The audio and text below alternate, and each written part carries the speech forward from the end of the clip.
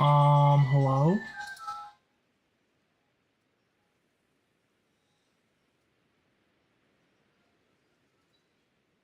Let me edit this.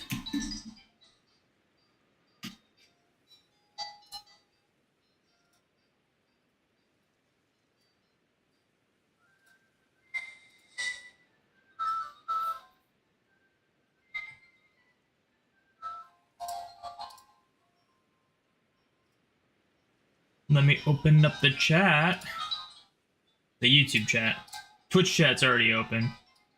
What's up, Ash? Welcome in. Okay, are we here? Are we here? Do I have to get another freaking YouTube thing up, or is it the same one? The stream is frozen. I don't know if it was my internet or I guess it was OBS kind of had a hiccup. It just like disconnected, but I just closed it out and then opened it again and now it's working. So I guess it's not my internet. I am good. Okay, so it didn't switch that. Okay, cool. What's up, Thor and Timeless Dialga and Spiky Ear Pichu? Welcome in. Thank you for the shiny luck, Thor.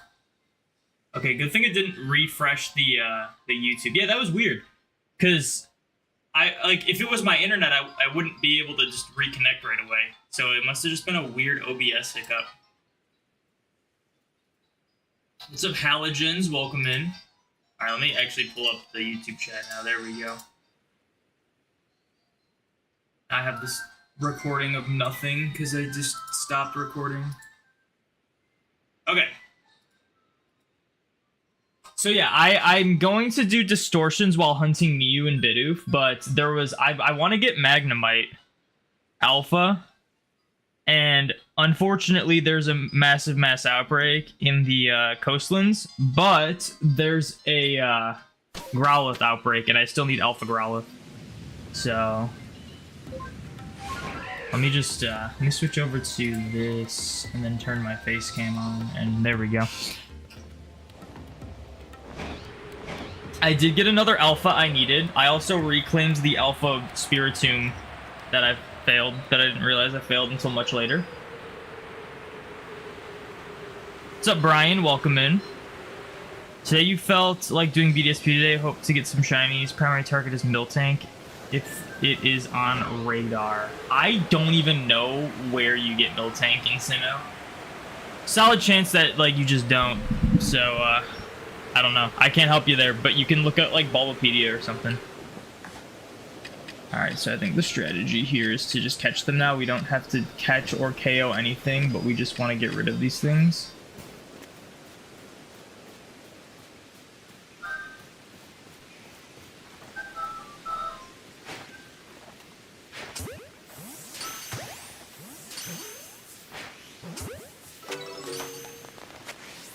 This does put a smile on my face. Yo, Rar Deathchild, thank you for the follow. Thank you for putting a smile on Thanos' face. I do appreciate it.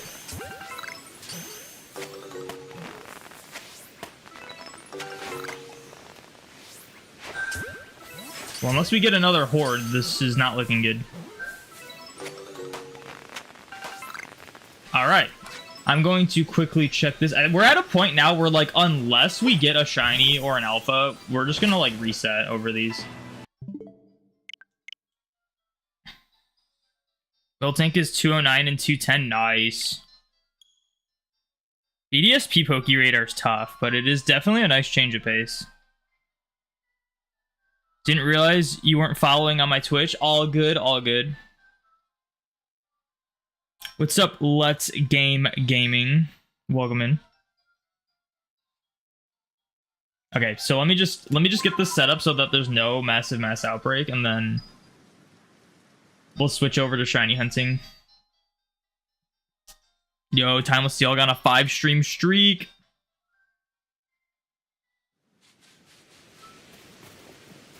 Okay, so let's see. I just have to... Pretty sure the only places I need not distortions, outbreaks are Highlands, Icelands, and Coastlands. Because we need Snover from these two. And then Growlithe from this. And that's literally like it. Like everything else we need alpha is like unknown. And then distortions. Pretty sure that's it. Yeah, the alpha dex is definitely getting there. I feel like with the Mew Bidoof space-time distortions, you have to get back to work. Buildings don't draw themselves. Are you sure about that? Okay, so rainy weather. We gotta keep tabs on the weather. And now we can switch back to here. It took me a minute to like remember. Also, I don't want my Joy-Cons because they take up too much space. It took me a while to like remember how I did this last time because it's been a minute since I've done this. There we go. So now we just need this in frame. And then we wait until a distortion appears. Gotta pull up my Bidoof counter.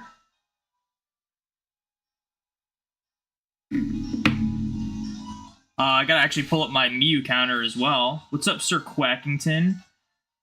Hope we're having a great day so far, by the way. It's almost the weekend.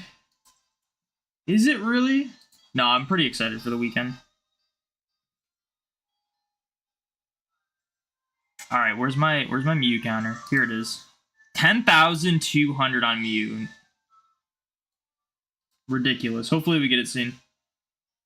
What's up, Ben? Welcome in. Alright. I think we're ready to get going on this. Just like, bear with me as I have to relearn the muscle memory of this because it has been a while. Never mind, we're just too good at this. We're also 8,400 in on the Bidoof. And it's also not time yet. What time is it in game? 2 minutes. Okay, apparently in 2 minutes the Bidoof will be more common. That's fine. I don't have to change that.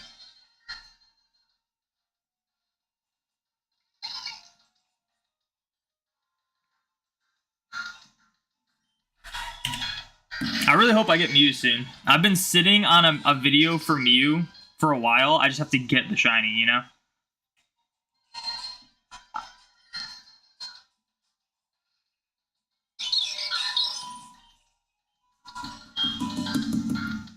I'm also, if I do get to it today off stream, I'm going to start a new hunt.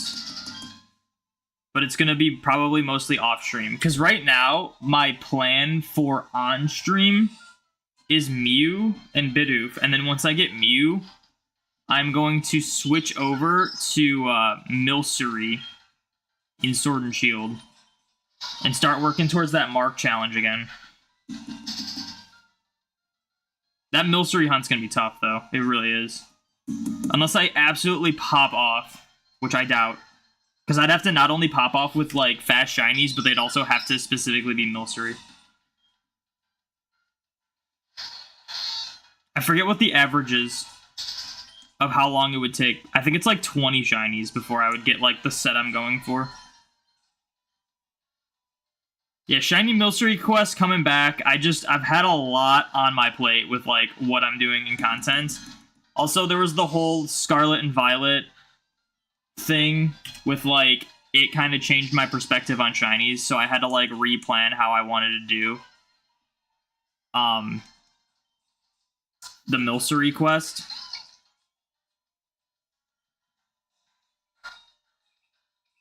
Yeah, so many projects, so little time. Wait, what did I just do? Oh, shoot. Okay, well, I messed this up.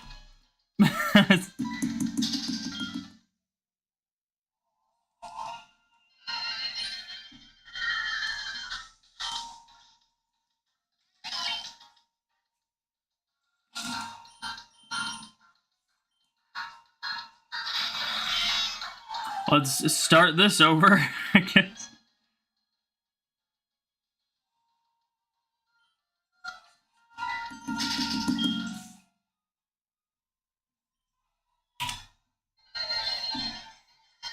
Timeless Dialga, thank you for the shiny lock. It's so many screens you could never. This isn't even me at my full power. Most I've done is 6. But this game we're not really doing anything on. So this one is just we're waiting till a little text box shows up. We're not like actually playing the game. So it's just 3, which isn't bad. Which I will say though, if you're doing different hunts, it can get tough, but these hunts are pretty simple. Yeah, a fraction of my true power. Good luck on all the hunts, thank you.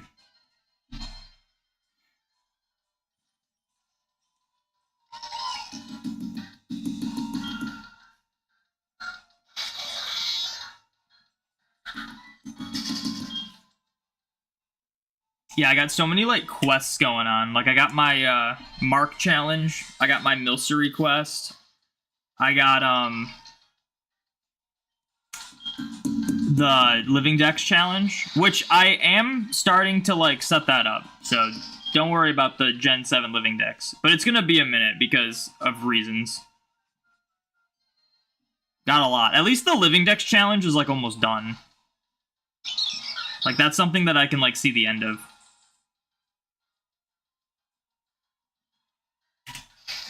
Oh, my alpha challenge. But the alpha challenge is kind of like we're just hunting with it. The only thing about my alpha challenge is that I'll have to like find time to specifically go for like the unknowns and stuff. And like Gagrowlith.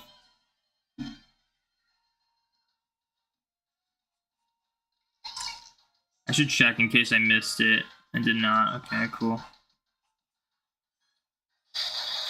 You're just saying you got a lot going too, yeah. There's just too many things I want to do in Pokemon. It's crazy. Is that when you're looking for distortions too? Yeah, it's like the best. It's like the best thing to do. Obviously, not everyone can do it because most people that got into shiny hunting probably did it on the Switch. So it's like most people don't have multiple Switches, but if you have older games and older systems, it's really nice to just like do a different shiny hunt while waiting for distortions. Because the distortions can take a really long time to show up. Like, we could get, like, 10 plus distortions in a stream. We could get, like, 2. Like, sometimes it can take that long. But I'm pretty sure I'm due for a distortion exclusive alpha. I just hope we get the right one. Because I have to specifically get Magnemite. Now, no Magneton, no Magnezone. The Dratini Gen Challenge, yes. I'm gonna spoil it now, but that's actually the hunt I'm gonna do off stream, is Dratini Generational Quest. I got that set up last night. I'm gonna be 4 times hunting it. Except one of the games is a diamond, so Sticky Hold doesn't work. It's a fishing encounter. And I'm a little worried that's gonna slow me down, but we'll see. You started Xurkitree and Ultramoon. Nice, good luck. How long has it been since you started hunting that Mew? I mean, like, I took a break from it. I took a long break from it, but to get, like, 10,000 encounters... I don't know, that took, like, probably a month. Maybe, like, 3 weeks to a month. I only hunt it on stream, so it's like, it's only on like days I stream, which is, you know, that's not really like close to a full month's time. I think technically if we get like a good stream in though, I think we get like around 700 encounters, which a good stream is like 3 hours-ish. So I guess to do the quick maths. So like 9 hours would be like 2,100 encounters-ish. And then that times 5. So 9 times, so like 45-ish hours, I guess. Around that.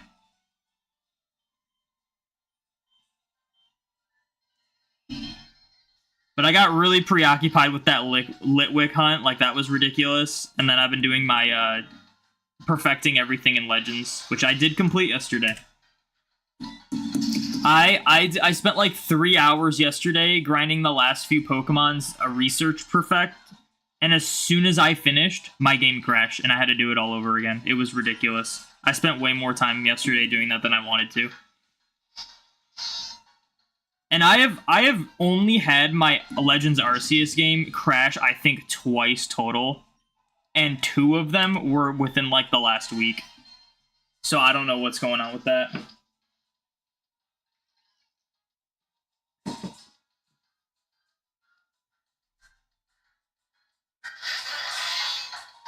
You'll leave your game open and look for distortions. You'll watch YouTube or play solitaire on your phone. Yeah, that's another way to do it if you don't have, like, other games to shiny hunt on other systems.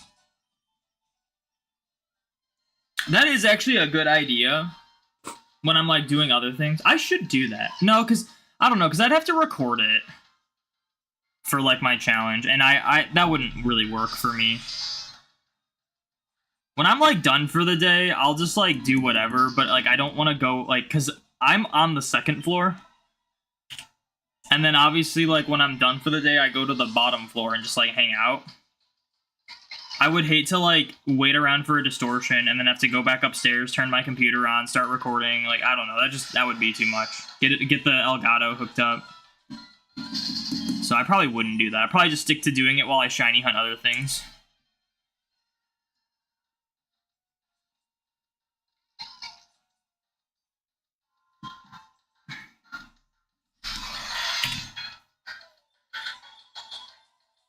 You used to have a 3DS, but you weren't even shiny hunting yet, if only. Oh, you don't have it anymore? That sucks. Is it intense sunlight? No, it's regular sunlight.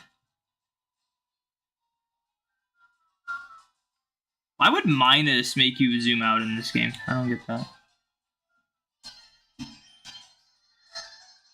You need Alpha Magneton still. You got Alpha Magnezone again the other day. That's see, I'm worried about that. See, like, at least you need Magneton. So if you get a Magnemite, that's fine. For me, it's like I need specifically Magnemite. So if I get any of the, like, I'm less likely to get that because like 2 of the 3 are ones I don't need.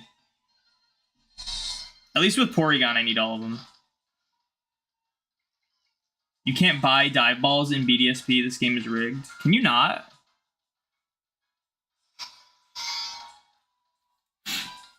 You might not have been able to in the originals either. Let me look it up. Because I feel like I remember... Because my first ever game, mainline game, was Pearl. And then my second was Ruby. And I remember thinking, like, it's crazy how easy to see a dive balls in Ruby. Pokemon News Press. What the heck is this?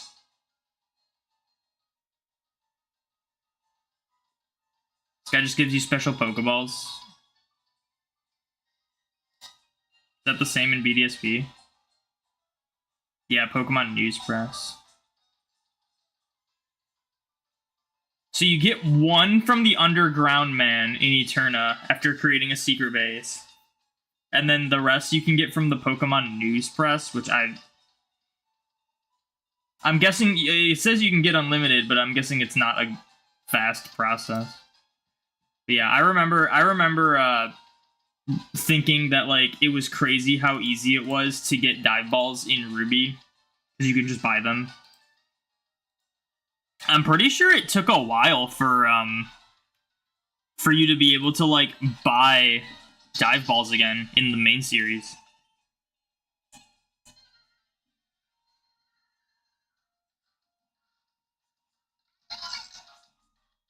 Which is crazy, because they're, like, one of the coolest Pokeball. But I get it, because it's, like, the only reason they even made them was so that it could make it easier to catch underwater Pokemon. And obviously that feature didn't stay.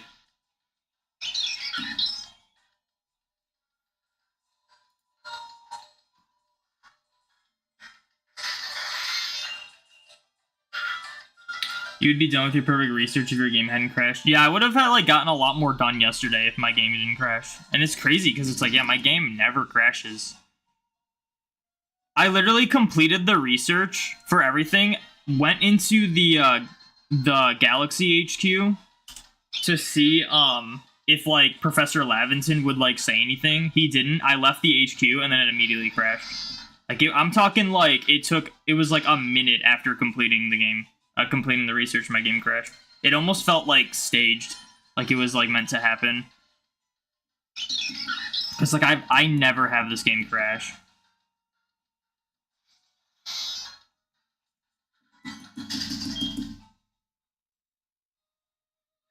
Hope you're doing well today. You're finishing up your final assignment for the semester. You're going to hang out while you get it done. Good luck on the hunt today.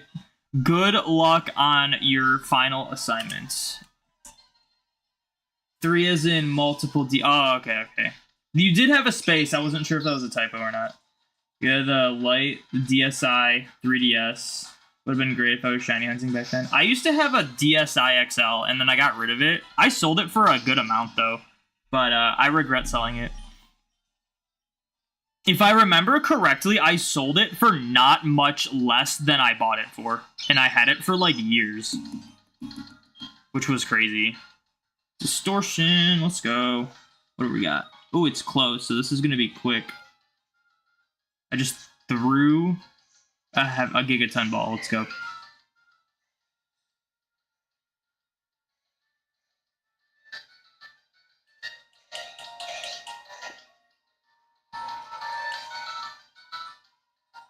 Alright, where can I hang out where I won't get attacked? Over here seems like a good spot. Alright.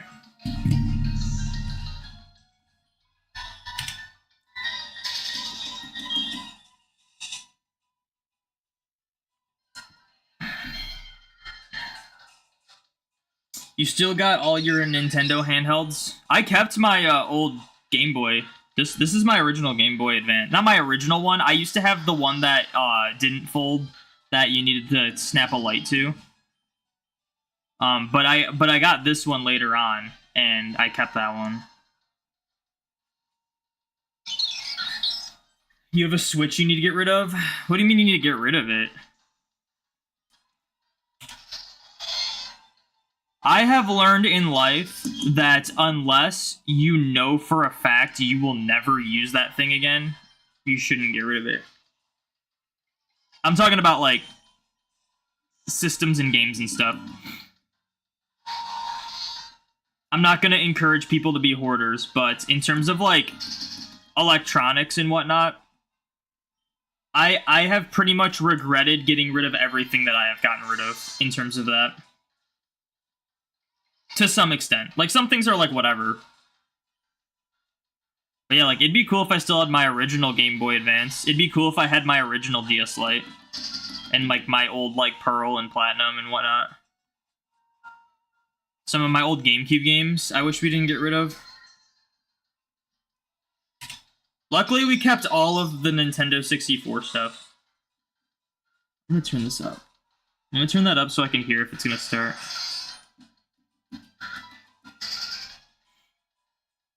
You're guessing shiny Magnemite and Distortions? That'd be crazy. I do have shiny Magneton register, but that's because I got one in Scarlet and Violet and just sent it in to register.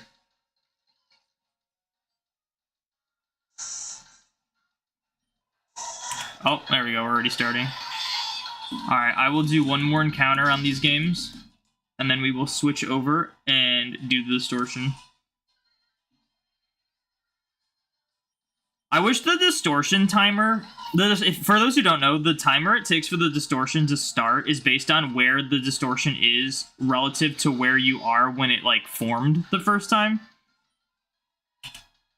And, it's annoying, though, because, like, if one forms really far away, it really doesn't take long to get to it, and then you have to wait a really long time. It'd be nice if it, like, changed based on how far away it was. Okay. Distortion about to start. Let me refresh the recording. I'm not changing the camera angle. We don't do that here because it's just too much work for this, like, 3-minute thing.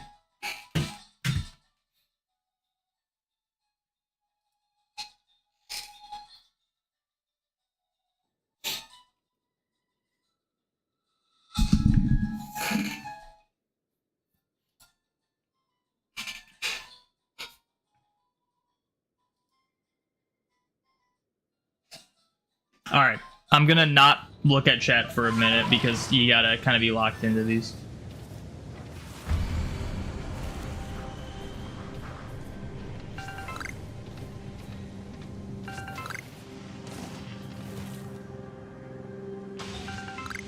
I don't want the pep up plant. Dude, I'm gonna get so many shiny Mr. Mimes doing this. I've already seen 3. One of which wasn't from a Distortion, and one I failed from a Distortion. But like Mr. Mime and I'd be fine with Kadabra. Magnemite number 1 is not alpha.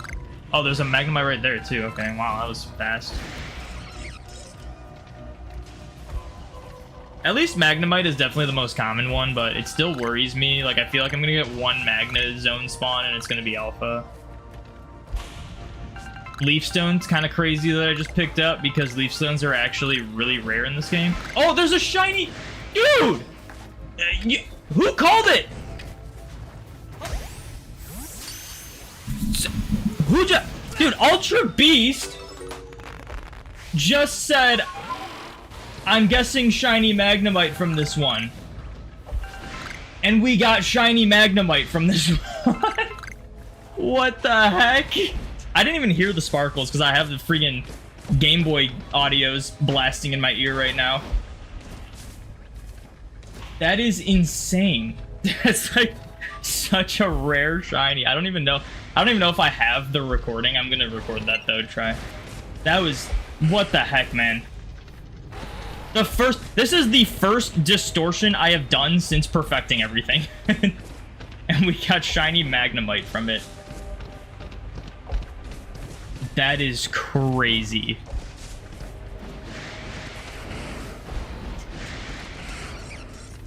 That is so rare. That's like one of the rarest shinies in this game. Definitely gonna be staying as a Magnemite because Magna Zone can spawn outside of Distortions. There's actually 2 spawns of it.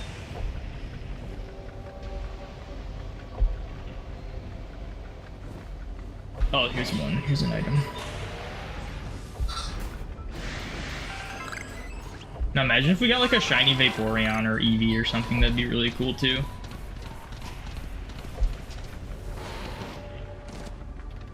You have a few Distortion shinies. They're so rare. I've never gotten an that's my first exclusive one. I've gotten Magna, not Magna, Mr. Mime twice, and I got Onyx, and one of my first shinies in this game was a full odds Carnivine from a Distortion. I think that's it. It was the 2 Mr. Mimes, one of which I failed, the Onyx, the full odds Carnivine, and that Magnemite. That's crazy that I didn't even hear it sparkle. I have to like turn off the volume of my Game Boy games when I do this next time. But I mean, at least I saw it. And at least it was the exclusive one that doesn't despawn after 10 seconds or whatever.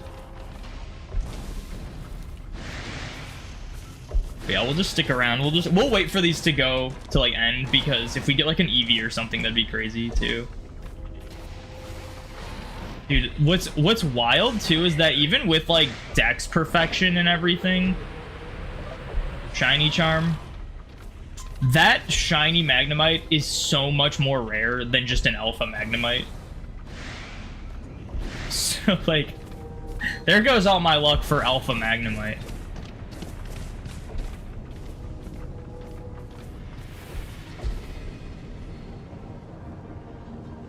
I can't believe that just happened.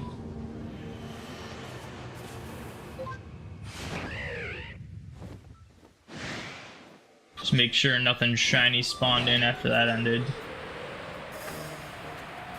Dude, I cannot believe we just got Magnemite. What the heck?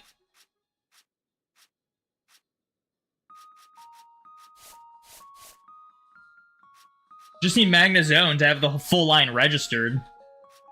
This was from Scarlet and Violet. This one doesn't really count.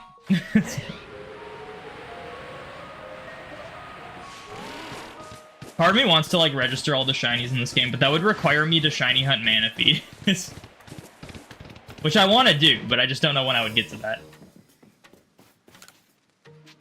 We have gotten 2 crazy rare shinies on this. We've gotten 2 crazy rare shinies on this. Magnemite, Naive Nature, which seems decent. It's fast, I guess. And then we also got the Burmy. We got Burmy too. Burmy was pretty quick as well. This is pasture 9. Okay, so 2 under the Vulpix. What am I looking for? So this is 1, 2, 3, 4, 5, 6, 7, 8, 9. There's Magnemite. That is crazy, man. And then, oh, I got shiny Cherubi not a couple days ago from an Outbreak, which was kind of cool. But yeah, then we got Burmy here. 2, like, ultra rare shinies in this game. Just doing this challenge, getting everything perfected. Actually just insane.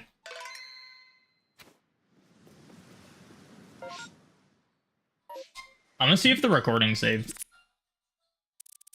Or like it's saved, but oh no. It was a little too late.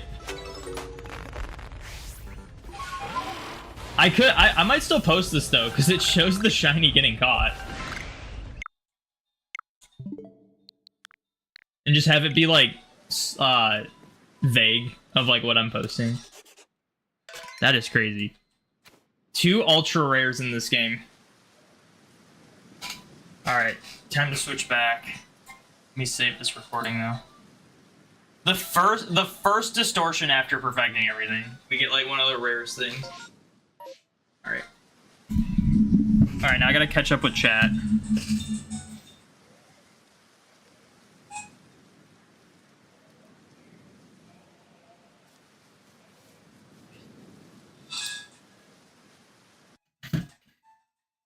Dude, I can't believe that just happened. That is insane.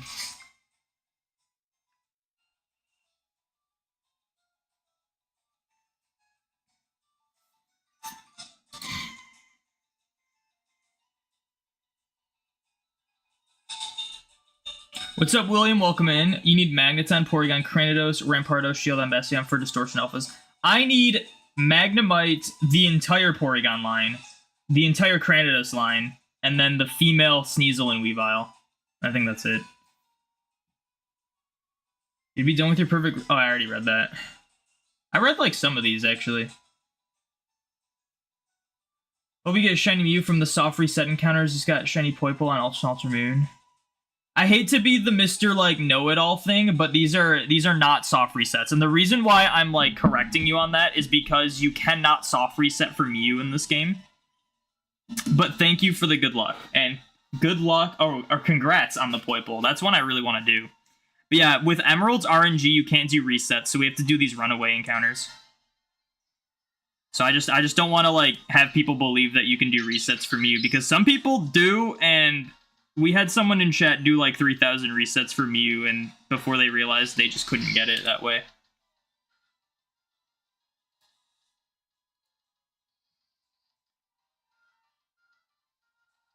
Just want to stop by and wish you luck. Gotta go because of work. Have a good luck on the hunts. Thank you.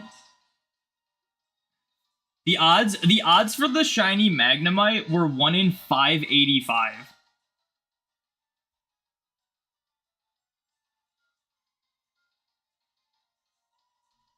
So with everything we can encounter in this game is at least 1 in 585 rate.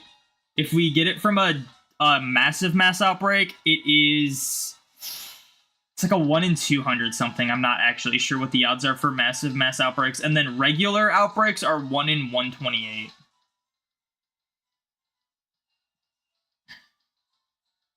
Yeah, Ultra Beast kind of called that perfectly, which is hilarious. The thing that makes Magnemite so rare, though, is the fact that you can only get a max of 3 per distortion, and distortions can take upwards of 45 minutes to appear. So they're just like, you just don't get encounters for them. Because that's the golden rule. Encounter rate's more important than shiny rate. Like, a 1 in 585 shiny Magnemite in this game is rarer than a full odds Magnemite in, like, any other game, pretty much. Like, that's a really rare shiny. There's just, you can't get encounters for them, really. Remember when you got a shiny Alpha Vaporeon from a Distortion? That's crazy. Wait, it killed you as in you failed it? Or it killed you emotionally? You got a shiny Alpha Samurott? I got a shiny Alpha Bronzong yesterday, but Samurott's way cooler. What's up, Chikan? Welcome in. Alright, now I gotta catch up on Twitch chat.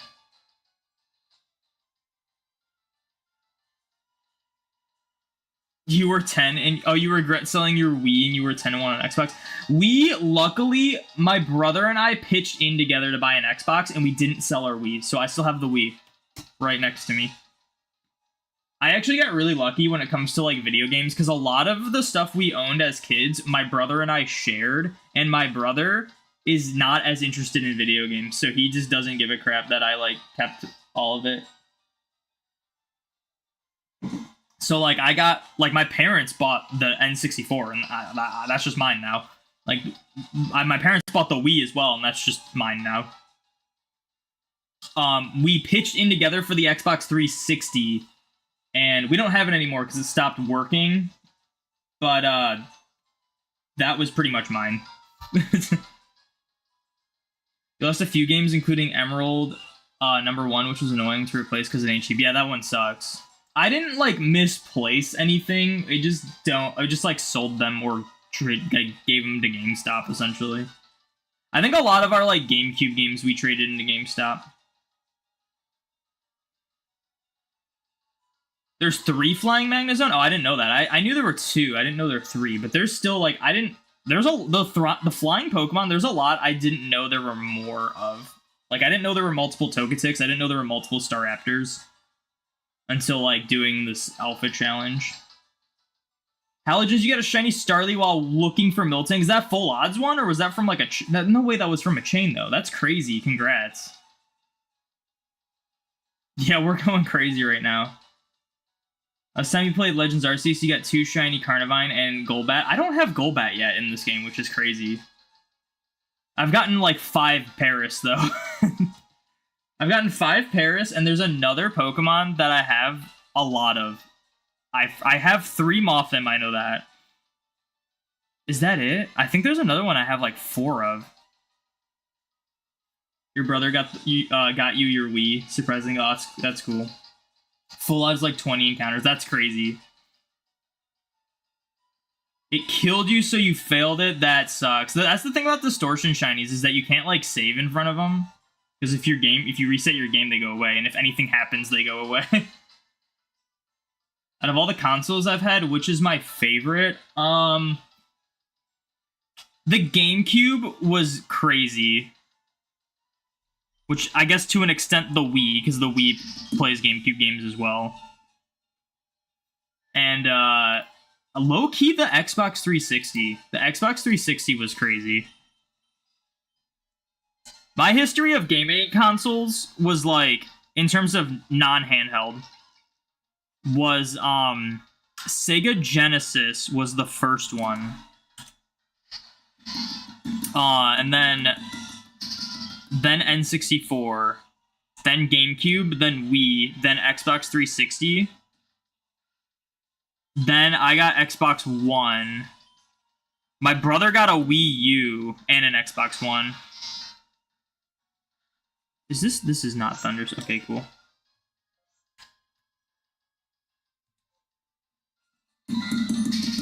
My brother got a Wii U just for Smash 4, and then he sold the Wii U and kept Smash 4, and I thought he was an idiot for that. The Wii U is technically a better console than the current gen, like, Xbox and PlayStations.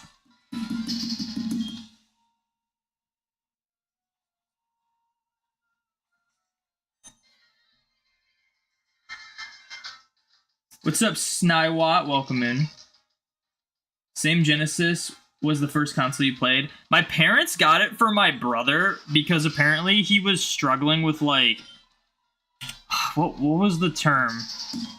Because we were really young. Like, we're talking, like, about to go into preschool type thing.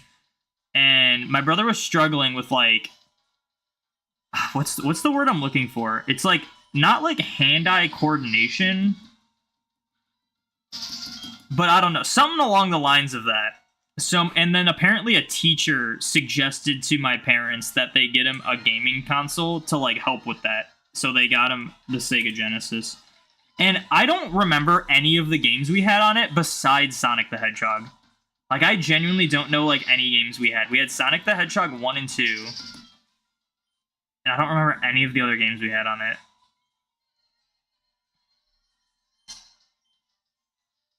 Motor skills, that's what it is. That's what it was. Yeah, motor skills. I just couldn't think of that.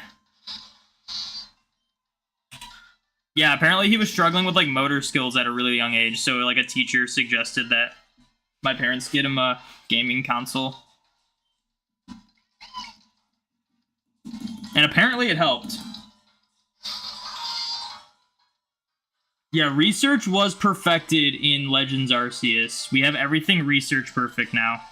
And we did one distortion since perfecting everything and got a shiny Magnemite of all things. That is so crazy.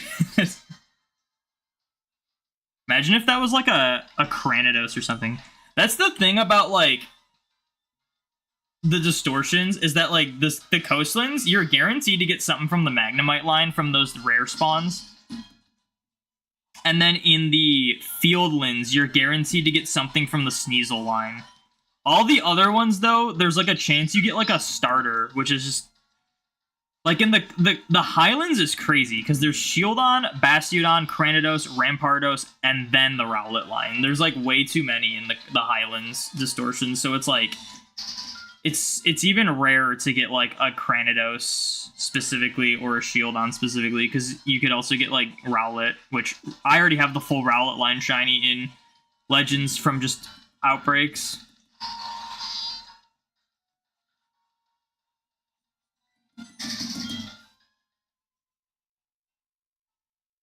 Wii U slaps, it gets too much hate. So, like, I've been seeing posts online, because apparently, like, there was this huge uproar with, it was with PlayStation, which I'm pretty sure Xbox is in the same boat. But PlayStation, someone at, like, PlayStation confirmed that, like, the PS5 is in, like, the latter years of its life cycle before the next console. And people were, like, so annoyed because it's, like, not only are people still, like, struggling to get those consoles at good prices, but it doesn't feel like they've been available for that long, and there's also, like, not that many games for them. So, like, people are comparing them to the Wii U, where, like, the Wii U was, like, a failed console, but it had more exclusives, more titles, and in a shorter lifespan, like, in less time than this PlayStation has. I'm assuming Xbox is in the same boat, because even though I'm more of an Xbox person than a PlayStation person, I cannot deny there was no reason for me to buy an Xbox Series, except for the fact that my Xbox One broke.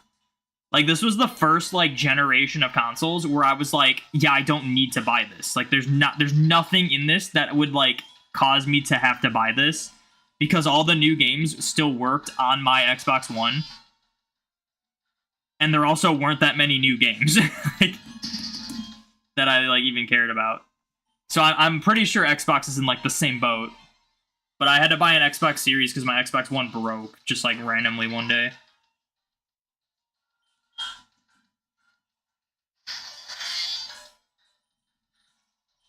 So I'm a little annoyed about that because I had to drop quite a bit of money to buy an Xbox Series when my plan was to essentially just wait for the next console. But I don't know, the Microsoft ninjas hacked into my Xbox and caused it to stop working because they knew about my plan. First console you had was a Wii, and the first Pokemon game your dad let your mom get us was Poke Park. I never had Poke Park. Is that the one with the Rumble ones? The Peas? They're called Peas. Or am I thinking of My Pokemon Ranch? That might be My Pokemon Ranch.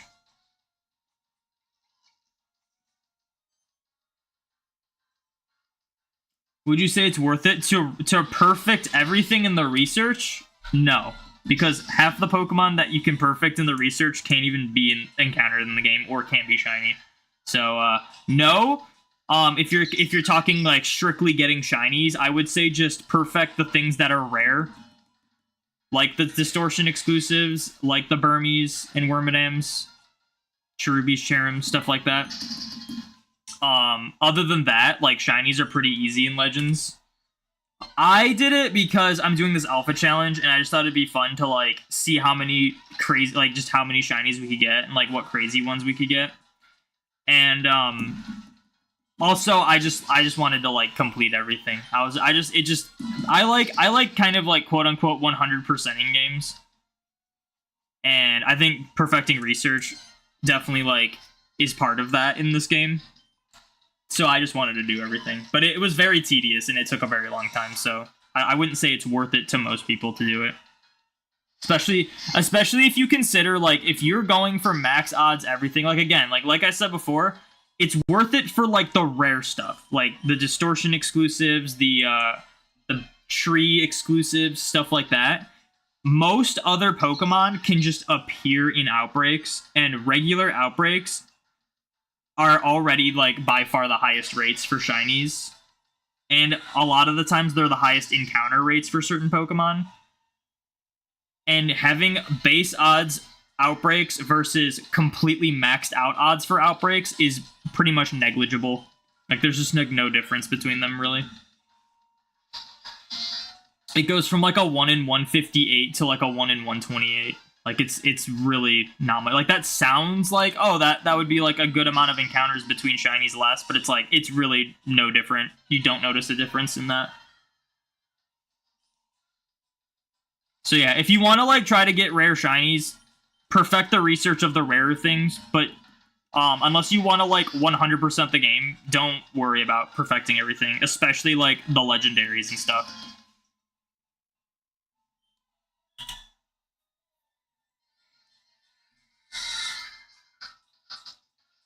Really going for alpha living decks, you want to know just how deep you should go. Yeah, like, do it if you want to, like, take it further, do it at least for the Pokemon that have, like, static alphas, so that you have, like, the highest chance those can be shiny when you do, like, runs and stuff.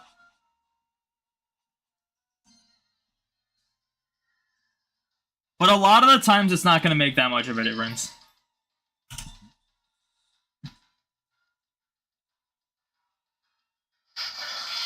First console you bought was a Wii U. That's an interesting first console. I don't know if that, like, leaks your age, but that makes you seem like you're very young. You bought a series because you pre-ordered Slime Rancher 2 and wanted to play it. I never played the Slime Rancher games. I'm not, like, the biggest gamer. Like, I love video games, and I love, like, Nintendo games and stuff, but when it comes to, like, I'm not the kind of person who's, like, buying up, like, every new game that comes out just because it's, like, highly rated or whatnot. Like, I have, like, a specific niche of games I like playing. And, like, I never got Baldur's Gate. Like, I never got, Hogwarts Legacy. Like, all these games that, like, look fun in theory, to me was just, like, do I want to drop 60, 70 bucks on this game that I don't know if I will play a lot?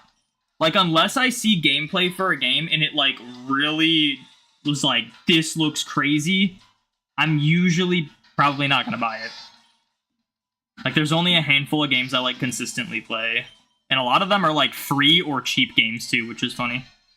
Outside of Pokemon, obviously.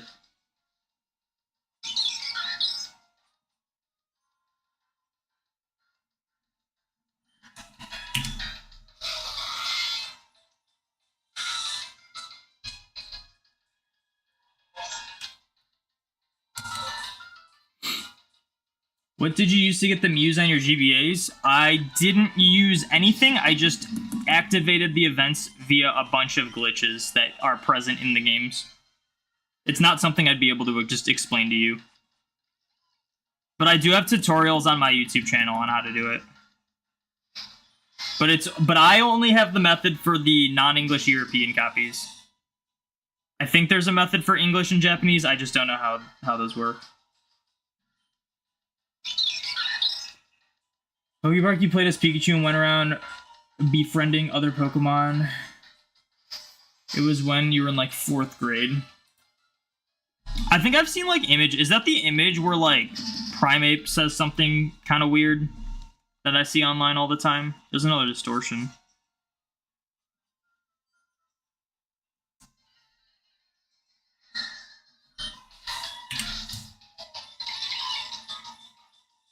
You really want a shiny Alpha Cranidos? That'd be crazy. That'd be actually insane. You're bummed you couldn't play Starfield and you just said, who cares one day? For me, Starfield was like, this was, because I love Skyrim. Skyrim is one of my all-time favorite games, if not like my all-time favorite game. And when I saw Starfield, it was very intriguing. And I was like, I'm gonna wait though and see if people like it. And I've heard the reception is very mixed and a lot of people are very disappointed. And I feel like I'm kind of glad I didn't buy it. Oh, this is gonna be a fast one too. They're showing up really close.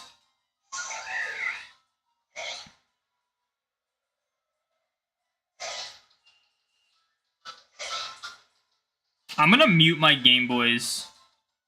Did I hear something? I swear I like hear shiny sparkles right as I talk, and then half the time I'm like, I can't tell if I was just hearing things. I mean, if there was a shiny, it'll still be there later.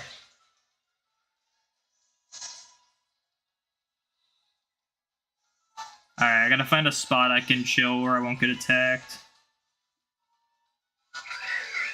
That's a Glameow, so that's fine.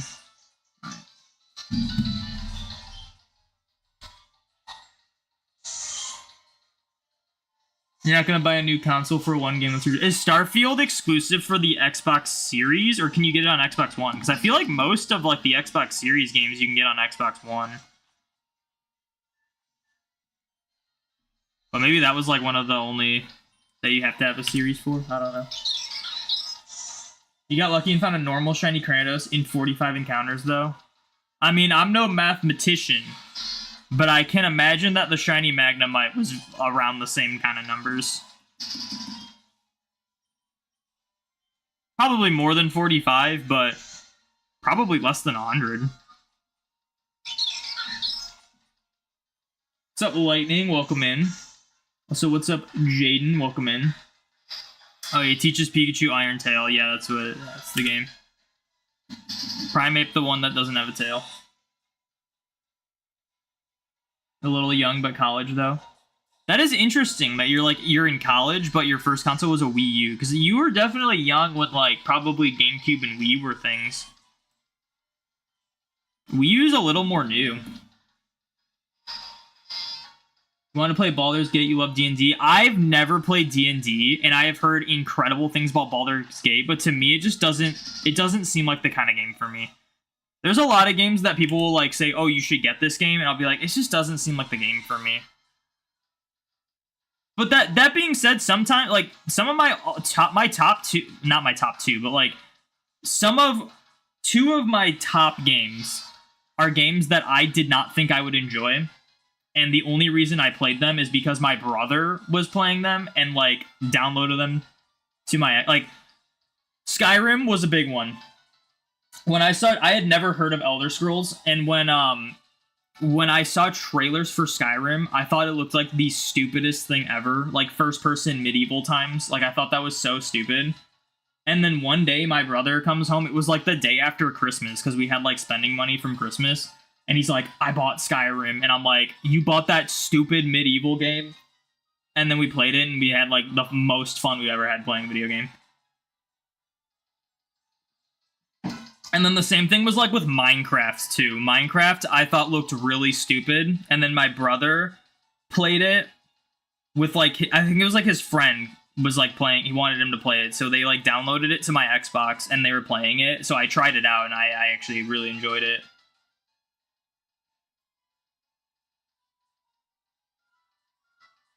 The only reason you know is you caught all of them, so your decks had the exact number caught. Oh yeah, that's a good way to do it, except the only issue is that it maxes out at 999, so you can only keep track that way for so long. Alright, I'm going to switch back to the distortions.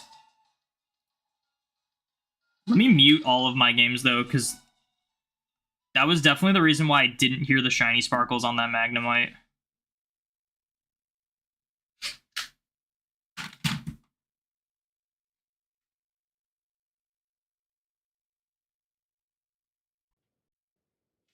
Alright, let me switch to all alphas layout, start recording this one. Here we go.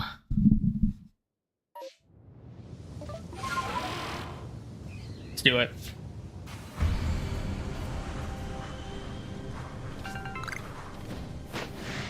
Ouch.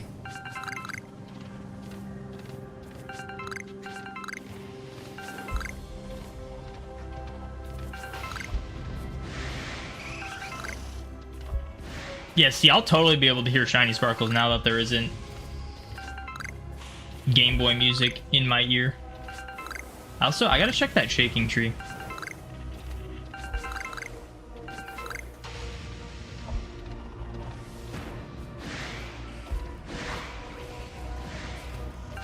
Yeah, I just need an alpha Magnemite, and we're done here.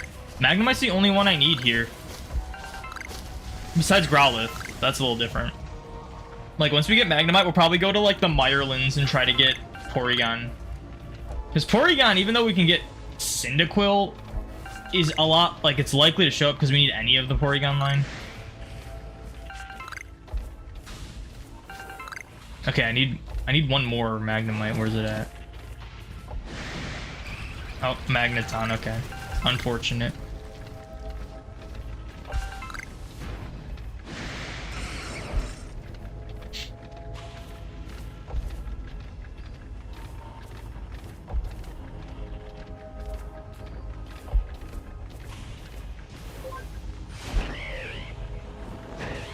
Pro tip, if you're doing distortions, the items are actually easier to see from far away. So it's good to like do this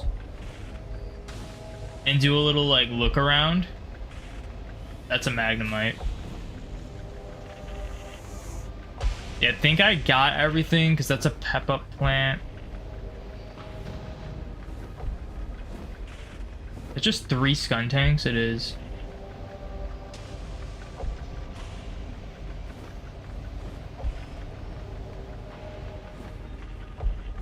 This might be something, actually. Nope, that's the grass. Sometimes you do get items on the border, and they're really hard to see. So sometimes it's good to, like, just look around the border. Oh, I didn't even realize that Pokemon spawned over here.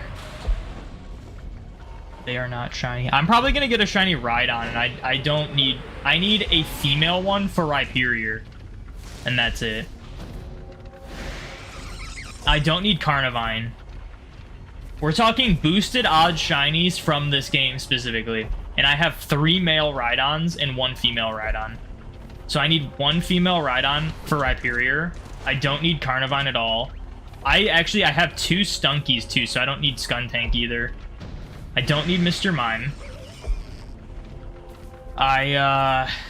I need anything from Eevee. I don't have any Eevees, which is kind of crazy at this point, because I've gone to a decent amount of Eevee outbreaks at this point.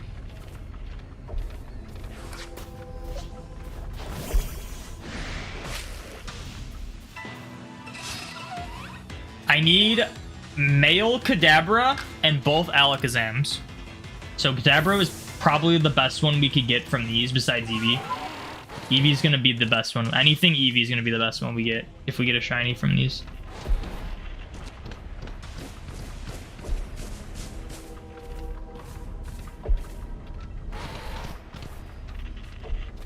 Dude, there's so many shaky things. But, like, the rocks don't even matter. We're getting, like, no Eevees.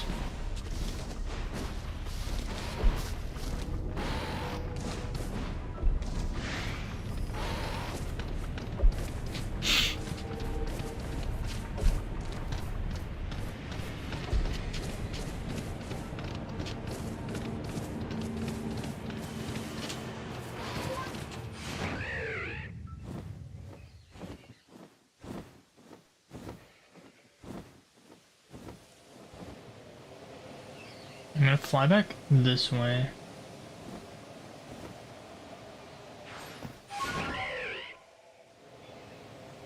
Because I kind of imagined I heard a shiny sparkle when I was flying there, but I don't think there was one.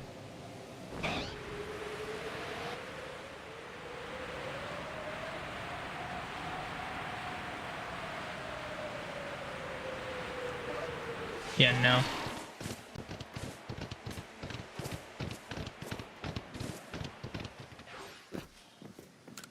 I should empty my bag. I haven't done that in a while. Like a 64 grit gravel.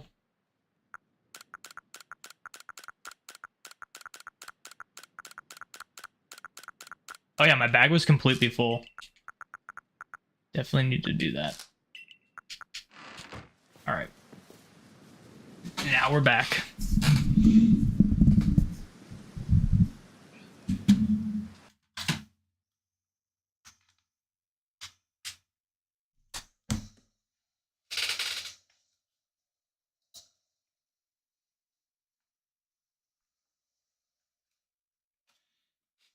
All right, back to this.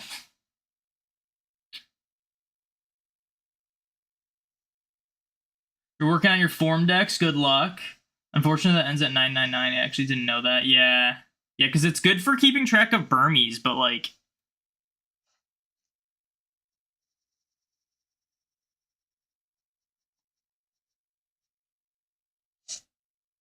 I mean, we're at 544. But it's like at some point, it's just going to say 999, and then we won't know how many it takes. So, yeah.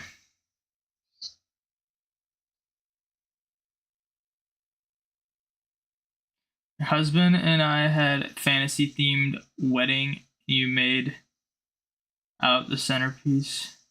You made our centerpieces. Nice. Saw one play of it and was like, that's Skyrim's physics. Of Baldur's Gate? Or Starfield? You're a teen when, around the DS Wii era. DS Wii era? I was like 10 years old. You have 21 consoles, that's crazy. D&D is so fun. One of your favorite stories is how characters Snow of Mountain Tree and Tabaxi, basically a cat person, paladin, holy soldier, bodied an entire castle guard with a magic suitcase. Yeah, like I hear, like my cousin plays D&D, and she says I would probably really enjoy it. But I just don't know. I've never gotten into it. What's up, Jirachi? I'm doing all right today. We got a shiny Magnemite in Legends, which is crazy rare. You're horrible. That's how you are. That's too bad. Hopefully you feel better. Oh yeah, Starfield. Yeah, I'm okay with like Skyrim physics, but people were saying it was like really disappointing of a game, where it was like they like marketed it as like this procedurally generated like open universe thing, and apparently there's like a lot of borders and stuff, like invisible barriers, so you can't like go all out exploring like they kind of said. And yeah, I don't know. But there are some games that, like, when I see gameplay for, I'll be like, this game looks crazy. What Pokemon should you hunt in Scarlet? I have absolutely no clue. There's like 800 Pokemon in Scarlet. With like all the DLCs and stuff.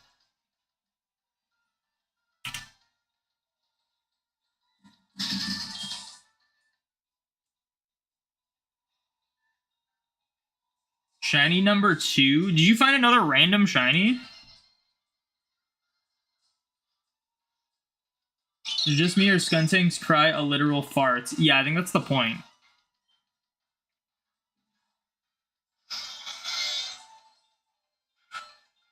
You get shiny male Starly outside of a Distortion. You were so confused because you thought it came from the stream. Oh, nice. You've only found one Miltank so far and broke immediately. This is pain. What's the encounter rate of Miltank? Well, actually, the encounter rate doesn't matter in BDSP unless it's starting your chain. Because after you start the chain, you're guaranteed to keep it. Assuming it keeps it. Like it's BDSP's chaining's kind of weird. I'm not the biggest fan of it. I like get why they nerfed it, but at the same time, I feel like they nerfed it too much. In the originals, it was like Pokeradar chaining in the originals felt more like a skill-based shiny hunting method, which obviously there's still luck involved, but it was more about like strategizing like what you can do to make your Pokemon appear more often, and like how to like strategize. Wow, that was fast. Another Distortion showed up. like how to strategize, like where you should be like doing your chain and whatnot, like what tile to enter and whatnot, all that stuff. Like, oh, should I wait? Like, should I enter this tile or should I wait to get an even better tile kind of thing? When BDSP, they took a lot of that away. They made it so that, like, before in the originals, it was finding a different Pokemon is what broke your chain. In BDSP, the chain will just end randomly no matter what you do. And it also has a much higher chance of ending no matter what you do. So there's no ways to, like, cheese it and try to, like, use, like, an out-of-battle ability or whatever to, like, make your target more common so that you keep your chain going. Also, it gave you four every time, 4 patches every time, with a 4-away almost every single time, I'm pretty sure. If not every time, a 4-away tile.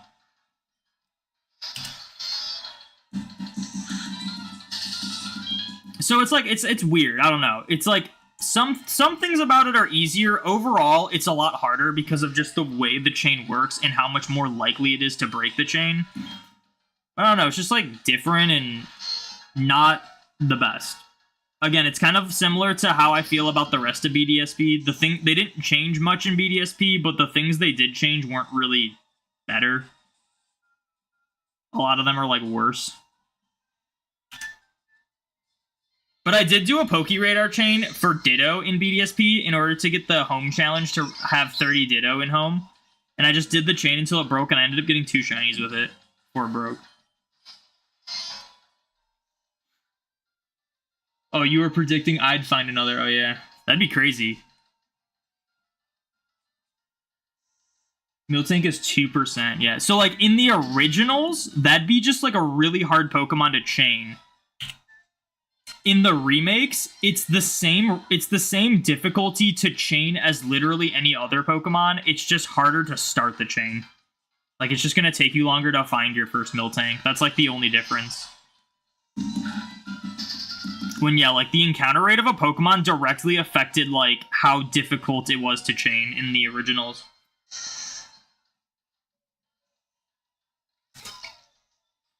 Hatching some odd eggs in Pokemon Crystal. Just need 2 Tyrogues, Magby, and Cleffa. Nice, good luck. BDSP shiny hunting was painful. I don't know about that, because I'm a full odds. You're talking to a full odds hunter, so BDSP shiny hunting was fun. Because it was full odds, traditional encounters, which I like, and also Sweet Sense was crazy. Like, that was a good change, the Sweet Scent thing. Like, that wasn't like a Sweet Scent exclusive thing, but it was just the fact that, like, if you used an HM or whatever, it wouldn't do an animation after the first time. And that made Sweet Scent go crazy. What's up, Futon? Thank you for the good luck. Gonna walk the dog after the next hatch. Nice. What's up, Mr. or My Toy Post? Welcome in.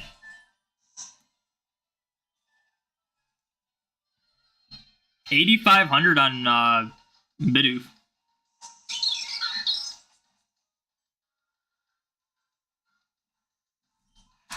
But yeah, as a full odds hunter, BDSP was a fine game to shiny hunt in. But I will say, for the method hunters, it was it's just a complete shame that the shiny charm doesn't work, and also the Diglett method is just terrible. So I understand if you're a method hunter, BDSP is not really the best shiny hunting game because you pretty much just have Pokéradar, which is just nerfed from the originals. But as a full odds hunter, it was great. I still love hunting in BDSP. I like hunting in BDSP way more than in Scarlet and Violet, that's for sure. Alright, time to do another Distortion.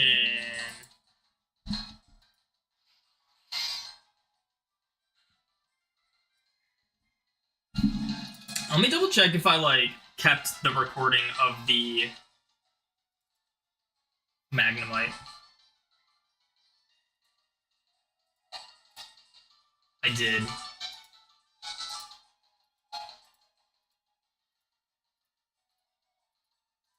That was like the second Magnemite spawn? That was crazy. I just turn around and there's a yellow Magnemite. Yeah, I did save the recording. That's good.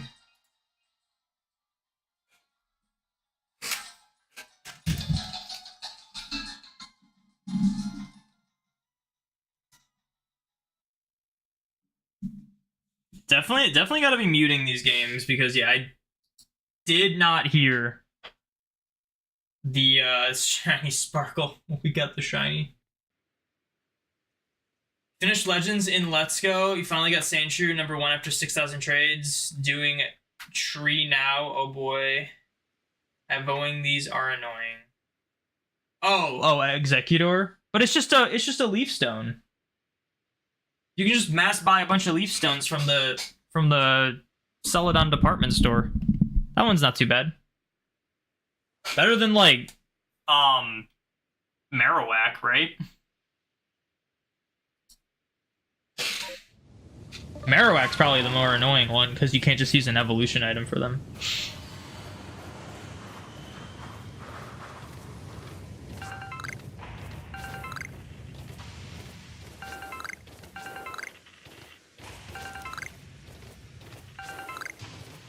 Is my luck just really weird with shards, or is it like actually a confirmed thing that the red shard is just infinitely rarer than the other two?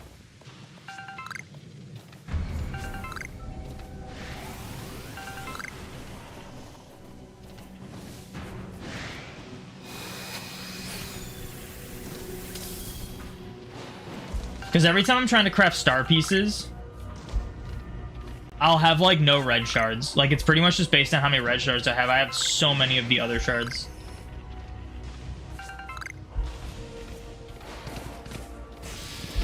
Oh, you've done Marowak, okay. Well, Marowak should probably be the hardest one for the evolutions because, yeah, you have to like, it's a level up evolution, not an item that you can just buy. Like you can buy a bunch of Thunderstones and Leaf Stones.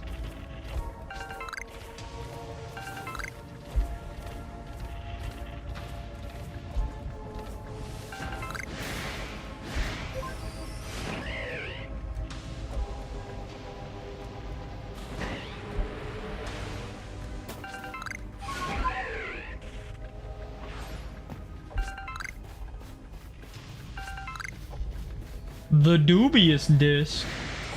Oh, hello, guys. It doesn't look like there's anything else over here. Which is kind of crazy. Is that an item right here? Why is it right here? Oh, okay. I didn't know you could actually grab stuff with Sneasler climbing. That's good.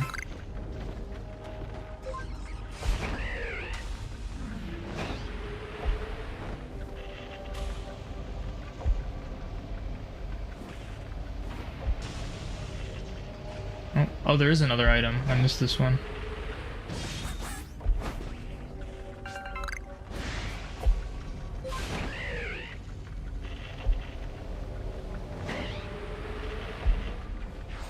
See, the items are so much easier to see when you're like farther away from them.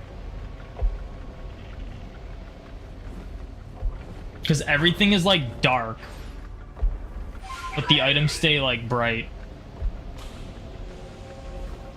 I think they probably got all of them.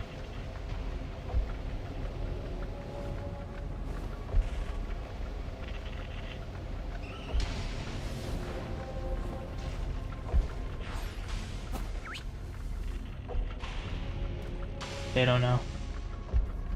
They don't know.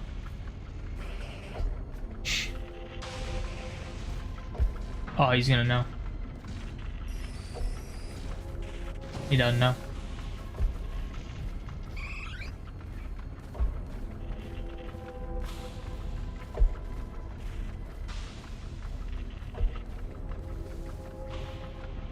They don't know. Looking right at me. Oh. Uh-oh. Does he know?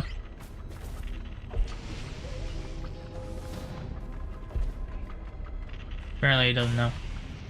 He doesn't know.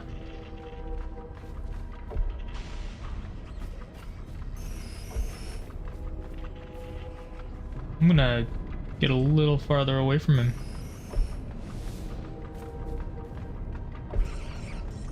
I hope they're not spawning down there and I just can't see them. Keep getting only 2.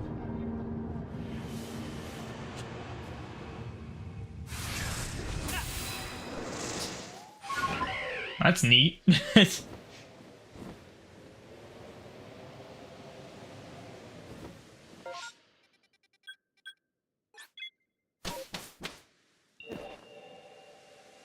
All right, nothing. All we need is 1 alpha magnemite, and we are like done with the coastlands, pretty much.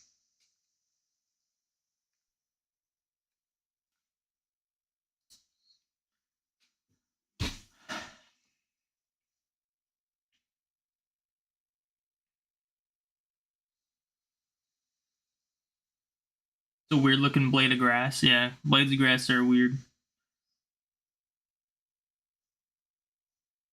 Marowak is same speed, really, because you can just get a few hundred Evo doing other hunts. Yeah, but you'd have to, like, think of that ahead of time. I don't even think I've gone for Cubone yet in Let's Go.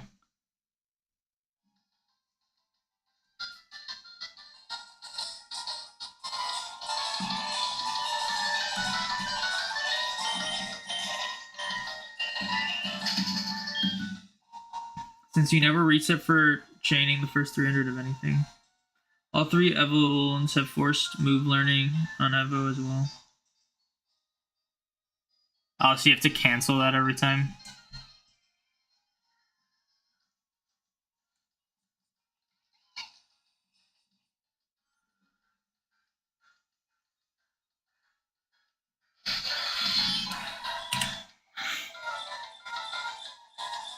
Fastest way for stones is a lot of date skipping, but what you're doing is 30 and then doing a round of grids and then just increasing each session, hoping you get lucky. For stones? What do you mean by for stones? You can just buy them. I don't know what you mean by the fastest way for stones. Fastest way to get an item is if it's available to purchase, you just purchase it. There's not like a faster way to do it.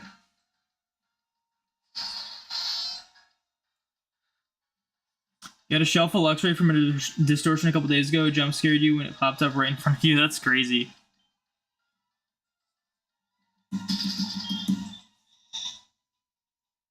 Where are you getting money at? You just sell the candy while you're chaining stuff. Or you just battle the Elite Four a bunch of times.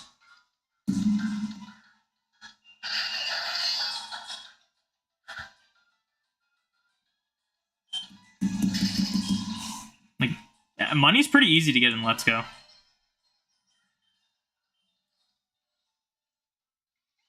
Neither are good. Is there a better way to get money? Because, like, while you're, like, shiny hunting and stuff, doing the catch combo method, you get, like, a ton of money if you just, like, every now and then go and sell the candy you got. So I don't know what you're talking about. Way better than date skipping. You'll just have the money by the time you want to get the evolution items.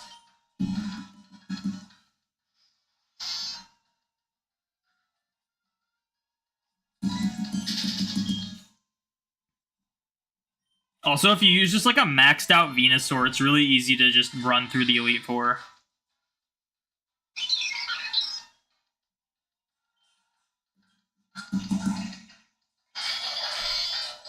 $40K per trip isn't worth your time to go back and forth. That just sounds like a new issue. That just sounds like you're not really patient. This is the wrong weather.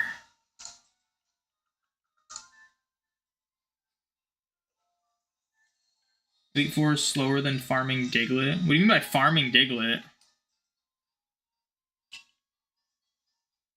You're saying things with no context. You gotta realize I don't know exactly what you're talking about half the time. Being a boot, if you get a shelf one, pretty cool. That's pretty cool. The Diglett in the house, you get strength behind the rock. Just date skip on that Diglett. I have no idea what you're talking about.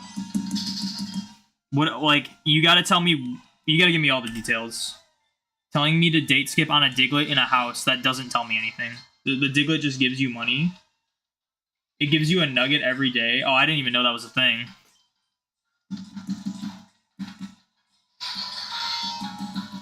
The issue is you have to go out of your way for that. Selling candy while you're shiny hunting is probably the most effective way to get a lot of money. I'll admit, like, the Elite Four, yeah, it gives you money, but you have to, like, go and do the Elite Four over and over again.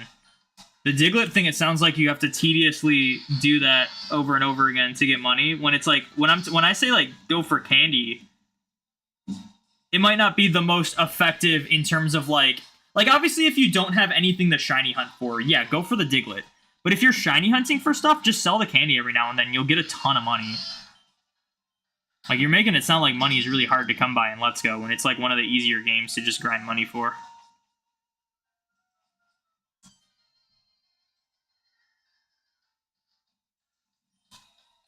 That sustains balls. We are not doing the remote hunts first, not the easy ones. The remote hunts? I don't know what you mean by the remote hunts. Talking about, like a Joy-Con? Like, you use a Joy-Con? Like, I don't know what a remote hunt is. Isn't the Mew event only in Japanese version? No, it's coded in every version. I wouldn't have it in the Spanish version if it wasn't coded in this version.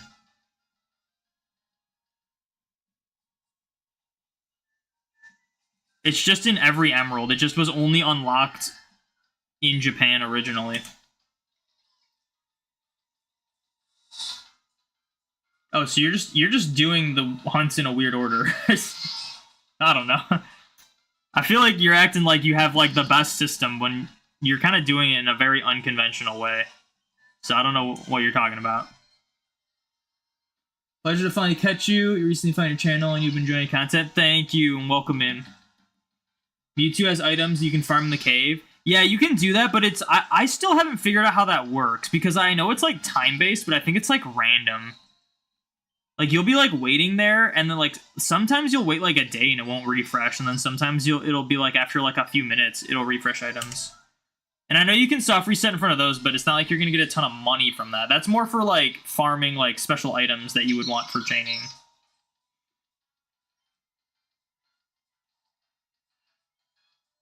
The mental health is only to get easy. Yeah, so I don't know why you're acting like...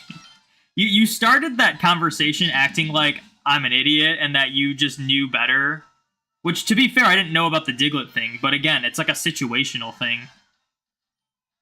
When you're clearly doing it in a very unconventional way that most other people would not be doing it. So, like, the candy method that I mentioned is definitely the best method for most people.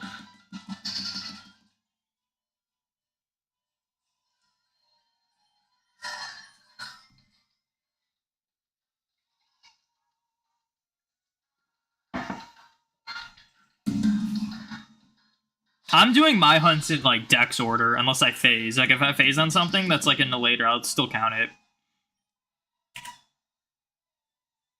I keep, like, missing the counter, but I'm noticing when I do it.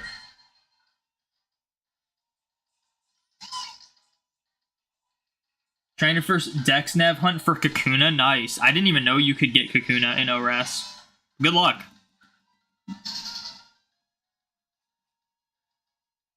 I think it's a bit of both. You did get a Master Ball, but it's rare. Yeah, I have 2 save files for Let's Go, and I got a Master Ball on both of them, but only 1 on both.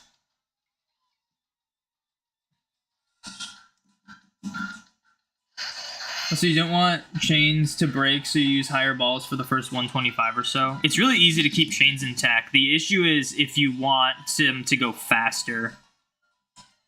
It's not about the chain breaking, because it's very obvious. There's an attack. There's like a special attack animation that they do when they're about to run, and when you see that, you get 1 more ball throw. And if they break out, you have to run from them. You keep your chain intact. The thing about the higher balls, though, like the higher level balls, like Ultra Ball, whatnot, is that, yeah, in earlier chains, also, you only need it for 100. Once you get 100 on a chain, you can use regular Pokeballs for anything, pretty much, except for, like, fully evolved things like Poliwrath.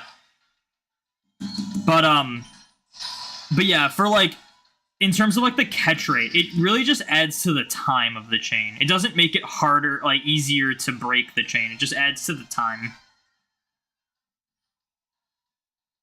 Because you'll just be sitting there chucking ball after for like one Pokemon. When like if you use higher level balls, you won't have to use as many.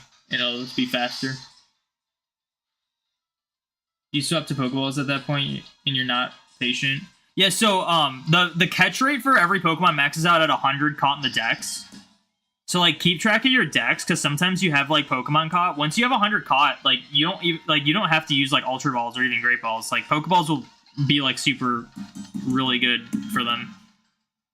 The only Pokemon that Pokeballs weren't like amazing for that I chained was Poliwrath, but that like makes sense because it was a Poliwrath. But Great Balls were still like nearly guaranteed catch.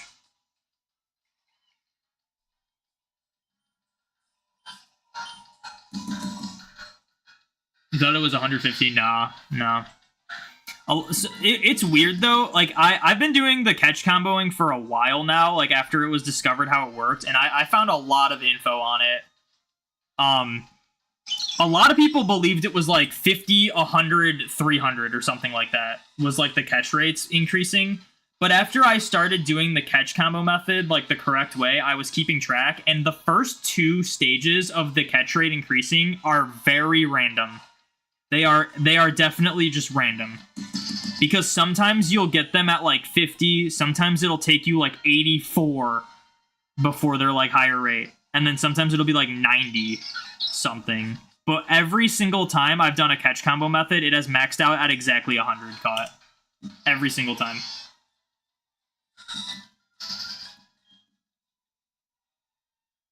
So yeah, it's definitely like confirms that 100 is the max for the catch rate.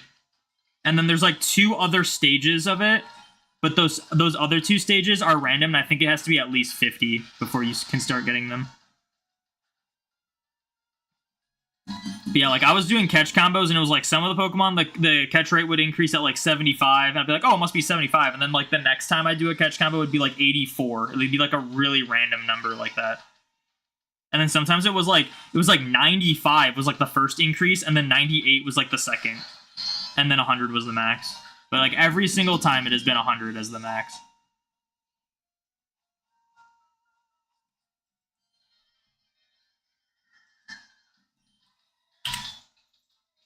Just look for the green circle and swap down.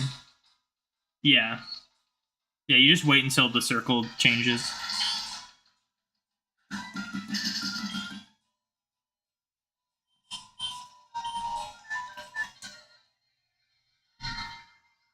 Shiny hunting like this isn't even a hobby anymore, it's just a chore. It just sounds like you're someone who got spoiled by Scarlet and Violet. So, sorry for that.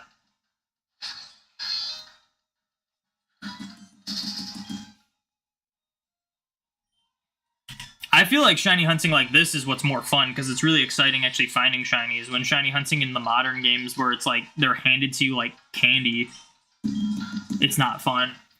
There's no excitement in it. It's very mundane. To each their own, though.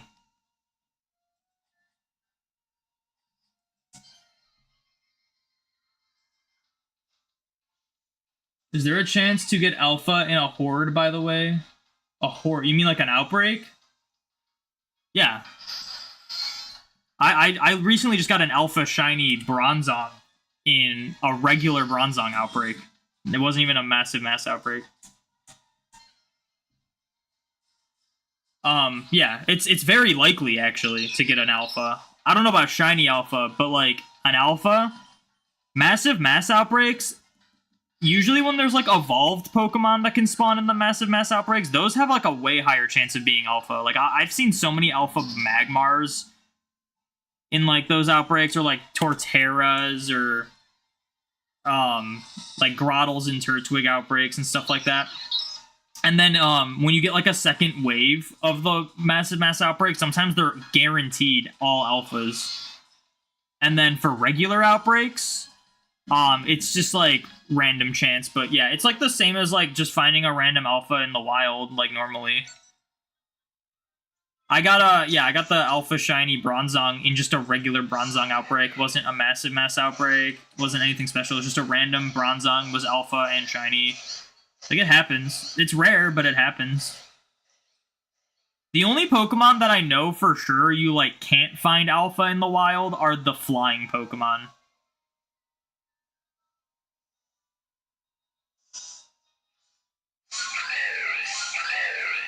What's that? Beautyfly? I gotta keep my distance from that. Looks like there's no one over here.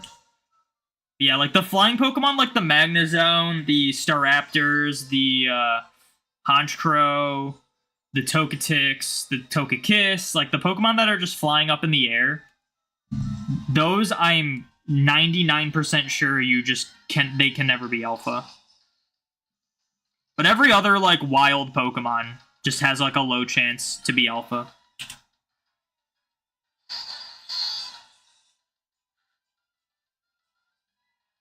I spit on my screen. Happens. Your catch odds are basically Gen 7 going forward after Let's Go, so you need to be more patient for sure. I totally get not being patient in Let's Go, though. Sometimes I'm just like, oh my gosh, just get caught, please. I will say, though, like, from someone who had played Pokemon Go a lot and then got Let's Go, the catch rates in Let's Go were, like, really odd to me. But I get it, it's so that, like, they get easier when you catch more. It was to promote the catch combo method. So, like, it makes sense in hindsight, but, like, at the time I was just like, why does it seem like everything is just impossible to catch in this game? In a game where you can't even weaken the Pokemon before trying to catch them. Scarlet and Violet's too much of a meme. Yeah, it unfortunately is. It has its moments, but it's a pretty bad game. It's a pretty not well-made game. And this isn't even talking about like the overworld aspect, because I think Legends Arceus is a much better made game than Scarlet and Violet. All the mechanics seem cohesive with each other.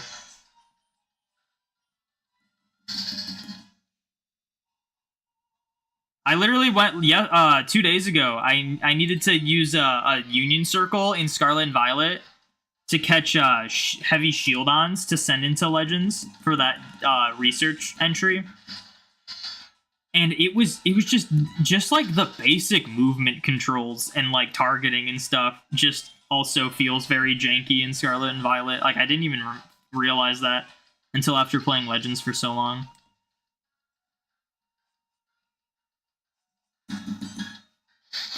The ones in the air itself can't be alpha, but all but two you can find in the wild as alpha in other sources. Yeah.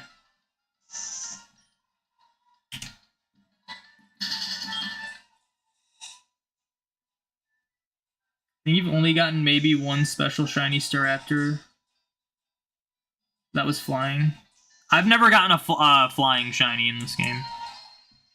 It'd be cool. I don't go out of my way to check them, but maybe at one point I'll check all the Magnezones. Like, do that every time I do, like, a Coronet run.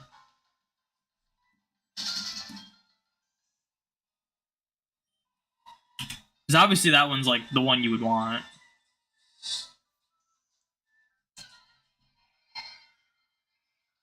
Scarlet and Violet targeting is trash, which I didn't realize until after play. And honestly, like, I still have issues with the targeting in Legends Arceus. It's like when there's multiple Pokemon, it somehow always wants you to target the Pokemon you are clearly not trying to target. And it's very frustrating how that works. But overall, it's way better. Trying to perfect Magnemite right now, but they're hard to get. Just do what I'm doing. Hunt for something else and just like sit in the coastlands waiting for Distortions to show up. You'll get Magnemites. Magnemites are like guaranteed from Distortions. You get 3. It's either going to be a Magnemite, Magneton, or Magnezone, but Magnemite's definitely the most common. We just got a shiny Magnemite today in Legends. Magneton's kind of common, so if you need specifically Magnemite, like sometimes you can get unlucky and get like just a bunch of Magnetons, but Magnezone's pretty rare. So you wouldn't really have to worry about that. And you don't have to worry about like a starter or anything else spawning, but you'll get 3 in a Distortion.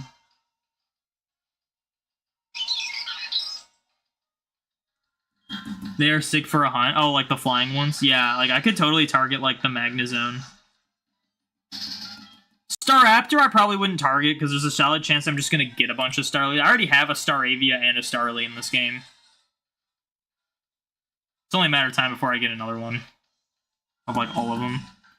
Honchkrow, that one I probably wouldn't target either because Murkrow's kind of everywhere at night.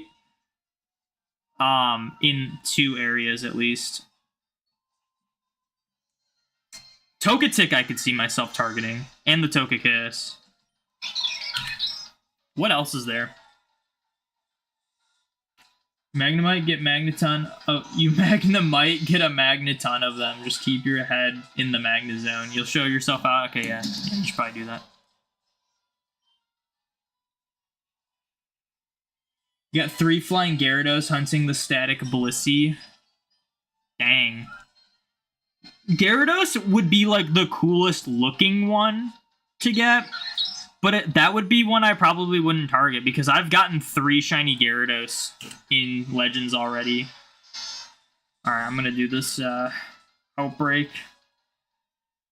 Or this Distortion.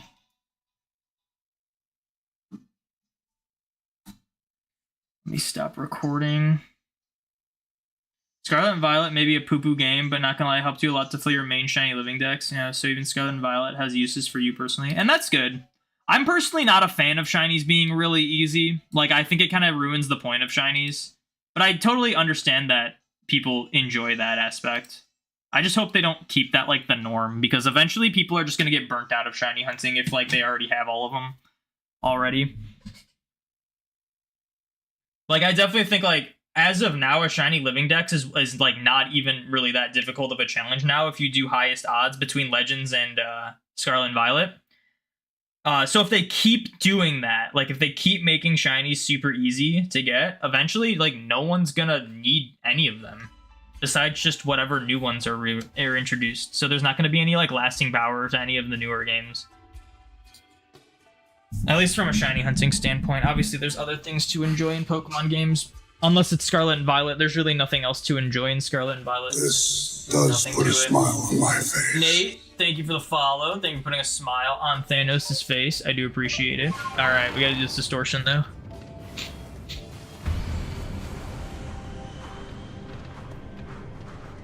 Big time Marco, here we go. This is how you get your Magnemites.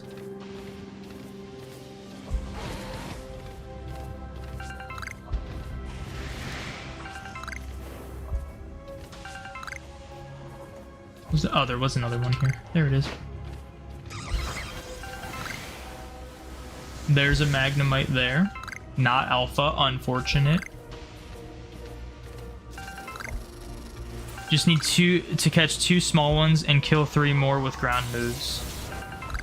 The small and large Pokemon, no matter what species it is those are kind of annoying tasks, I will say. I got lucky with Magnemite. I didn't need to like go around catching like small ones. I pretty much just had to KO them with ground moves when I was like focusing on the tasks. But like there's some Pokemon like what was it? It was like rough. It wasn't Rufflet. There was a Pokemon I needed to catch. Oh, it was Snowrunt. I needed to catch like 7 small Snowruns or light ones or whatever. It was either small or light. And I had like 2 after catching like 40 of them. Like, I'm not even kidding. Like, I only had 2 after catching. And sometimes it's just like that. There's just not really anything you can do about it, which sucks. But yeah, those tasks were annoying. I think I've seen all the Magnemites already. I have. Unfortunate.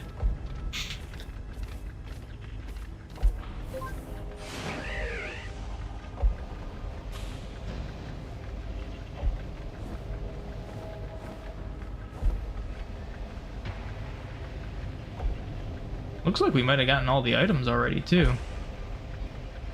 Oh, there's one.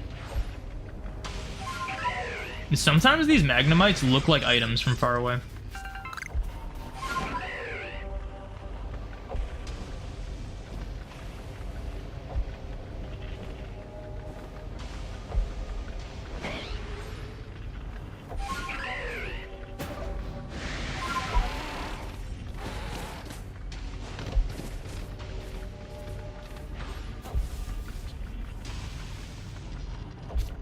Flying Hisuian Braviary is cool. Oh yeah, that'd be a cool one too. That'd be one I could target. Unless I get Rufflet on the way there every time.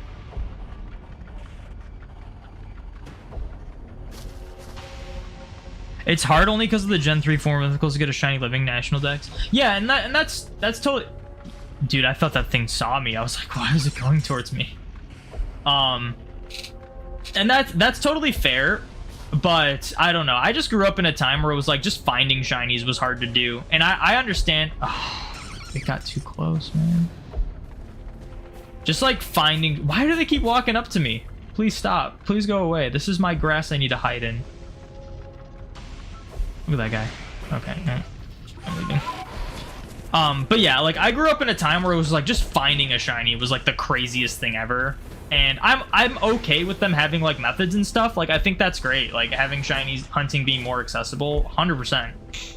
But in a game like Scarlet and Violet, it kind of forces you to make shinies easy. Like even if you full odds hunt, shinies are, you just see them left or right in Scarlet and Violet, and there's just nothing exciting about them anymore.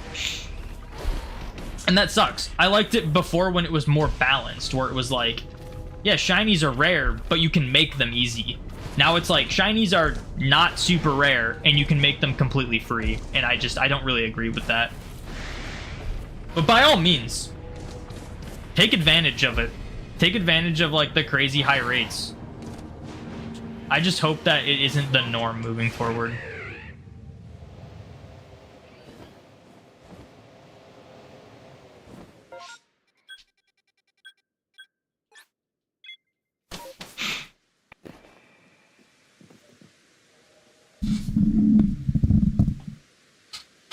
All right, no alpha from that one. I swear there are days where my my Switch battery dies faster than others, and this is one of those days where it's like not dying that fast, and I'm just like, how are we still at 62%? I've been streaming for like 2 hours.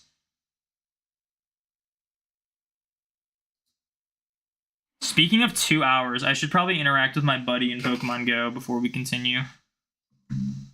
I should probably take a break too. I'm actually gonna do that, so I guess let me switch back to this, and then let me know if like we get a outbreak or distortion or something. I'm gonna do that. So I will be right back. Let me stop recording. I don't need to be recording that.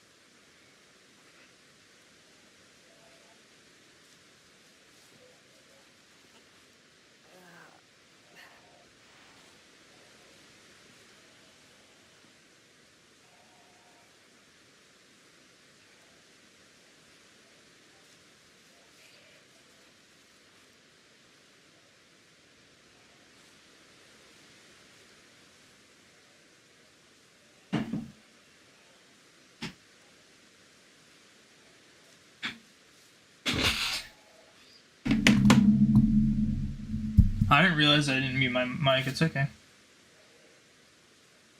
Alright, what did I miss? Also, I should check the map. Is there a distortion? No. Alright, cool. Scarlet. Oh, I already read that. Shiny hunting in 3DS and DS feels really good, but you did start hunting recently in 2020. You're also 2/4 in your ORAS Shiny Reggie resets. Going for the un boy. Good luck. That's crazy. Those are... I gotta hunt those someday. You do change shinies in your decks, though, if you catch a dupe from an older version, because older origin mark is better. For me, it's not really, like, the origin mark that I care about. It's just, for me, I just care about full odds. But that was just a decision I made based on Scarlet and Violet's crazy high odds, and it was like, where do I draw the line? Because I did Masuda method hunting, and it's the same odds as the completely broken outbreaks.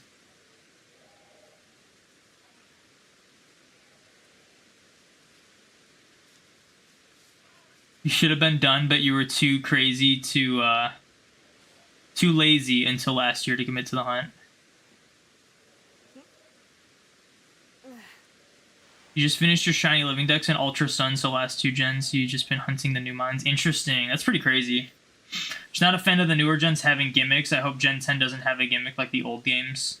Yeah, I'm over gimmicks. I think Megas are cool, and I think it's cool they're coming back, but the reason I think they're cool is because they've stayed for longer. The other gimmicks, like Gigantamax and, like, Terrestrialization, they just don't mean anything because they're just going to be gone by the next game.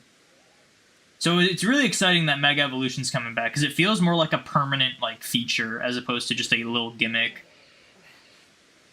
Try doing a living dex for each Switch game or else it'd be too easy. That's still crazy, though, for each Switch game. I think Gen 6 did hunting the best. Even Sword and Shield BDSP really isn't that bad. Yeah, like, I mean, there's just a lot of Pokemon in Sword and Shield, you know? That's kind of the main thing. Like, if you want to target a few things, it's not that bad, but going for everything is a lot. I feel like Sword and Shield wasn't bad for shiny hunting. I think Sword and Shield, to me, is one of the most enjoyable games for shiny hunting. And I will admit that the Brilliant method sucks, and they should have made that better. But as a full odds hunter, there's just so much variety of, like, what you can shiny hunt. And obviously Shiny Charm works, so, like, if you don't want to do full odds, you still have options. It's just not the craziest in terms of, like, compared to, like, Gen 6 or 7, what you had for methods.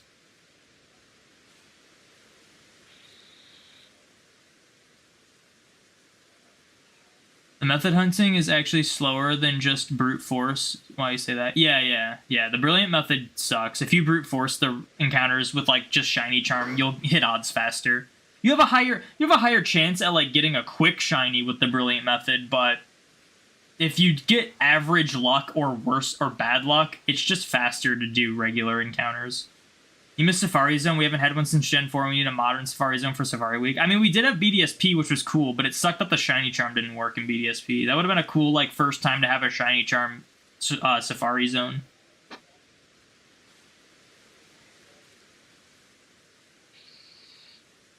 You just got an STT on your game in the Fieldlands. Yeah, good thing you specified, because I was like, what are you talking about? You like the strong spawns? The strong spawns were cool. I mean, I just did the fire gym hunt in Sword and Shield. Those are cool. Just like overworld encounters and then ingress encounters, like little variety with that. I like that the overworld encounters didn't show up as shiny, because then they still felt rare when you found a shiny or, like, randomly ran into one. It was cool. The Impidimp tree hunt, or mushroom hunt, not tree hunt. The Impidimp mushroom. There's the Eldegoss, there's the Crawdon. Like, there's just, like, random cool hunts you can do in Sword and Shield. Not gonna full odds hunt those Reggies in Sword and Shield, just Drago and Eliki. Oh, you're using Charm in ORAS? Yeah, that makes sense, yeah. Because they're always full odds in Sword and Shield. That makes sense. Do I miss Victory Road? No, not really. Victory Road's kind of annoying. Yeah. It's valid, quite a preference, and the reason you're going for the Reggies and ORAS is because they have Shiny Charm. Yeah. I, like, forget about that. I forget that the Reggies, like, are affected by Shiny Charm in ORAS. Also, like, Ultra Sun, Ultra Moon, right? Can't you get them in Ultra Sun, Ultra Moon?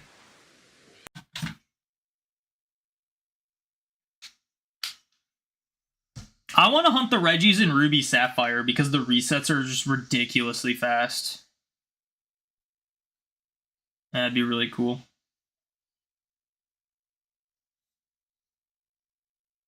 You're also including Pokemon in the Switch game if they are gift mons, like Galarian Meowth and Hisuian Growlithe from Scarlet and Violet in the game. Breeding those would be annoying, but it makes it clean.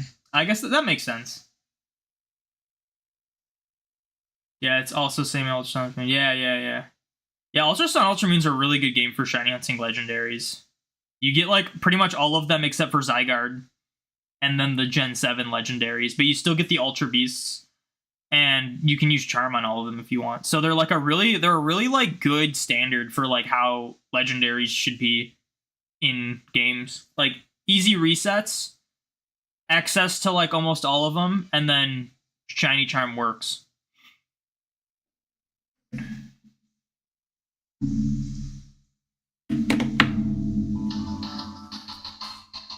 Turn this back up.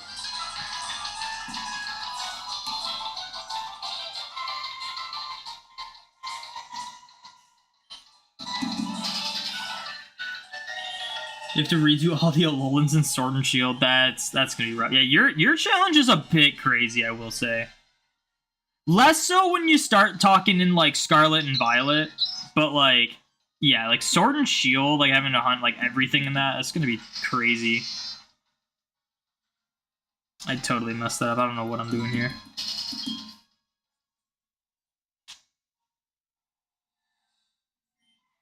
There we go. Oh, I like time these. That is so crazy. This song's a little faster, but like I'd never noticed that the Kanto encounter song and the Sinnoh encounter song have like the same beginning. Because like sometimes you can like line them up in these hunts, and it's just like, whoa, wait a minute.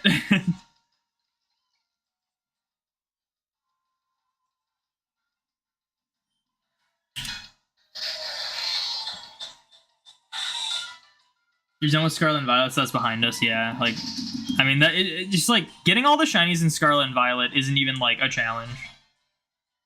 The only reason I don't have them is because I don't care enough to go for all of them with like max odds. I'm just doing the Mark challenge.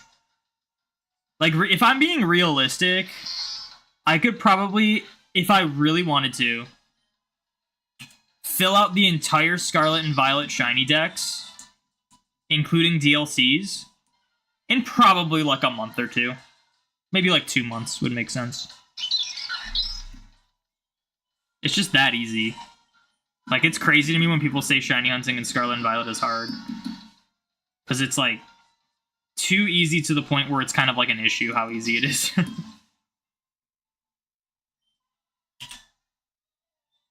Red shards are kind of common for you. I will always, like, if you look at my items, and like I've crafted like star pieces and stuff. Let me put these in just so I can show off. But it's like, look at this. Like, I got 20. You can't really see it. But let me just read. It's like 24 green shards, 15 blue shards, and then 9 red shards.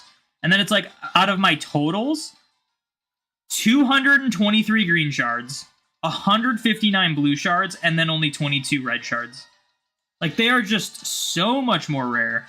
Like, the reason why I can't craft more star pieces is because I just don't get red shards. If I could, like, turn my green shards into red shards, I could probably make a ton of star pieces.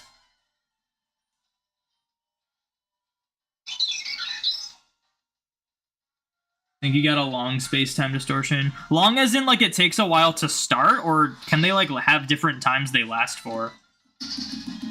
It's based on how far away it is when it shows up, relative to your location. So if you're, like, really close to one, it'll start really fast. If you're, like, far away from one, it'll take a while to start, which is kind of annoying. Because, like, it doesn't take that long to get to them, even if you are really far away, but it doesn't, like, shorten the timer for it to start. Like, it should shorten the timer the closer you get to it. But it doesn't.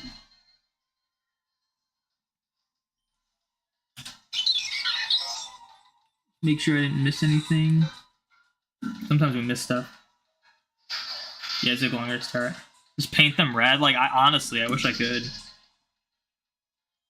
Honestly, 3DS era shiny odds and methods were peak shiny odds. Exactly. Like I think we peaked in that era for like shinies and stuff. It was very accessible. Like, don't get me wrong, there were some broken methods in those eras. Like wormholes were broken and chain fishing was broken. But for someone who's full odds, I just don't have to do those. Like, it's easy to just not do those. So it doesn't bother me, you know? It's the same thing I have with, like, outbreaks in this game. Like, I think outbreaks and legends are, like, super broken, but I don't have to go to them. The main issue I have with legends is the fact that you're essentially forced to raise your shiny rates in a game that I would argue you don't really need the higher shiny rates for a lot of the hunts.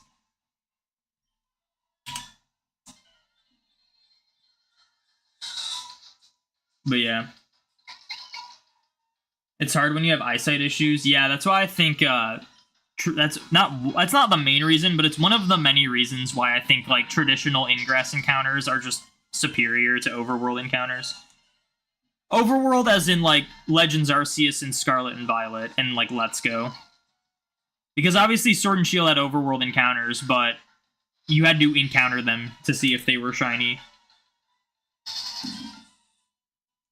So, like, if you're, like, colorblind or whatnot, it didn't matter, because you would see it in front of you, and then it would sparkle in the encounter, so kind of fixed that issue. It also kept shinies rare for those who wanted them to stay rare. It's overall just the better option. I definitely think, like, because there's a lot of people that have gotten spoiled by, like, the Scarlet and Violet shinies and like Pokemon Go shinies like from community days and stuff. But like what I think they should do to like benefit everyone is to do traditional encounters in grass, whatnot, so that they don't show up shiny in the overworld, but have methods that are more engaging and more effective than before. Have more methods like chain fishing, like wormholes, that are kind of broken, but it's fine because honestly all of Scarlet and Violet is broken, so like if you don't make them that broken, people are probably going to have an issue with it. But that'd be, like, the best compromise I could give. For, like, a future game.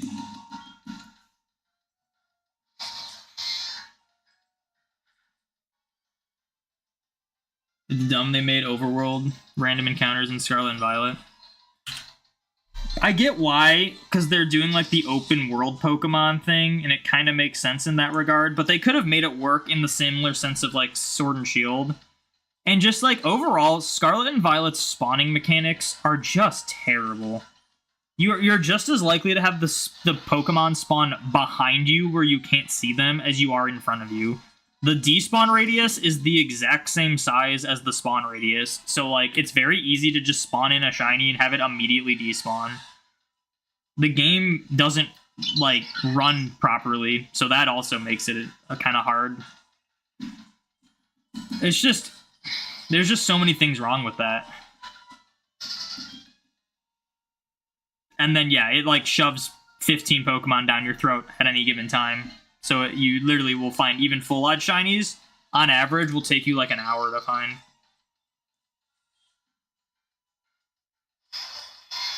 You love running with reverse camera the entire time. It was so much fun. Not really burn the game. Yeah, you just end up running into stuff in front of you. The only thing that's overworld encounters is like good for that I like actually enjoy is the fact that you don't have to like use repels and stuff. You can just avoid the Pokemon. But even then, in Scarlet and Violet, it is not done well. Like I will be running around not trying to encounter Pokemon, and there will be some random dinky little Pawmi or some Pokemon that I just can't see that I run into, and then it ends up making it worse because then I'm running into like everything when I'm trying to avoid stuff, but you have to be, like, locked in.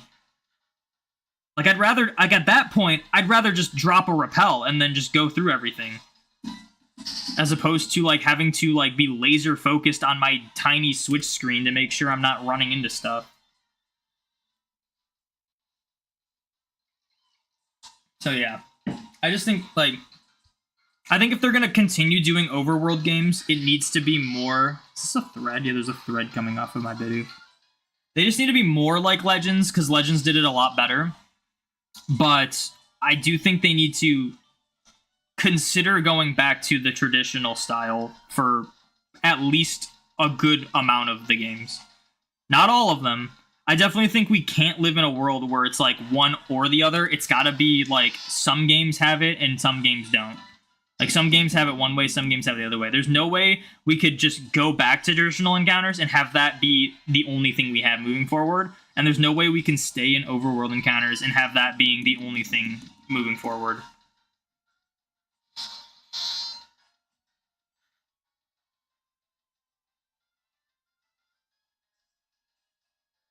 They lag spawning in.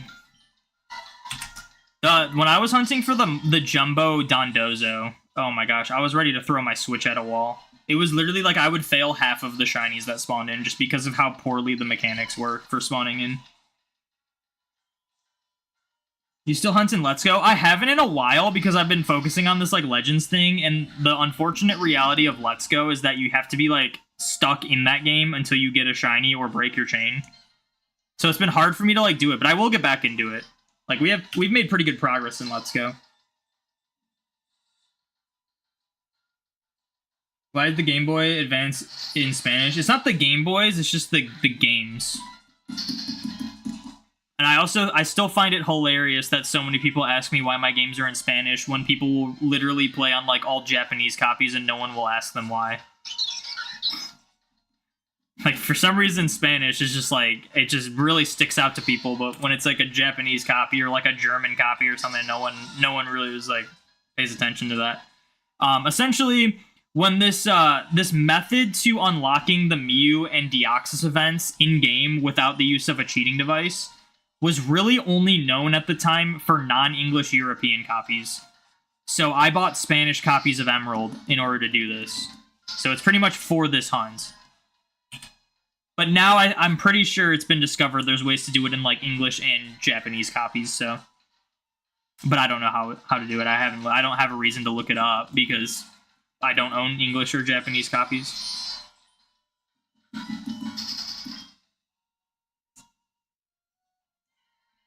So yeah, that's why they're Spanish. It's just these two emeralds. All my other games are in English, except for I have one ruby that's in Spanish. I'm considering buying a copy of Sapphire, or not Spanish, Japanese. I have a Japanese ruby. I'm also considering buying a Japanese copy of Sapphire because I would like to have two of each Gen 3 game. I have 2 Fire Reds, 2 Leaf Greens, 2 Emeralds, and 2 Rubies. I would just need one more Sapphire. And I feel like that'd be a nice, solid collection.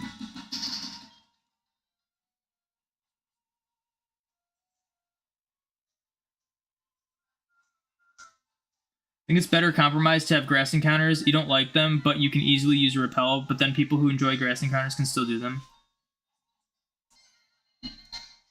I don't want to like call you out because I love your that response, but it is crazy. Like you're probably the only person that has said that with that opinion, and I think it's a great opinion, but it's definitely an unpopular one.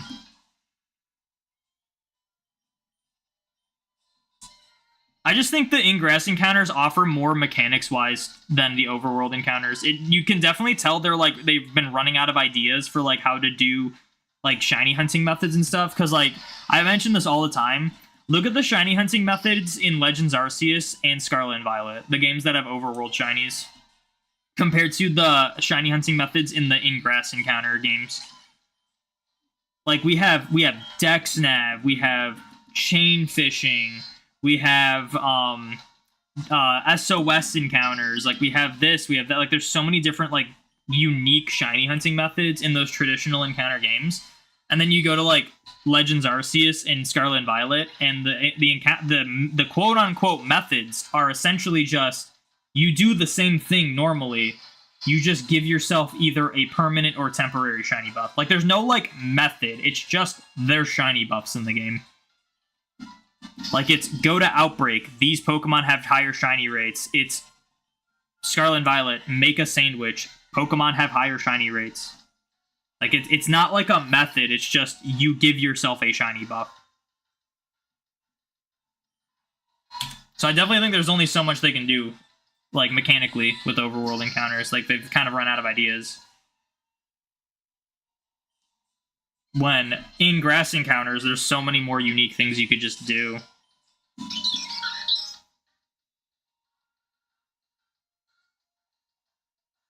Are you paying a $50 Emerald instead of a 220 English copy?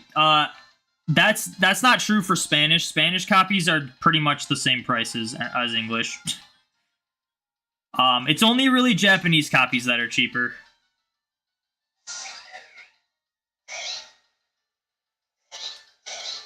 No, the Spanish, the first Spanish copy I bought was like 40 some bucks, but that's because it was before the prices went up. That's just how much it was. The second Spanish copy I bought was like 90 something bucks, and that's just how much Emerald was at the time. So I would assume now Spanish copies would still be around like the same price as English copies. So that's pretty much how they were. But Japanese copies are a lot cheaper.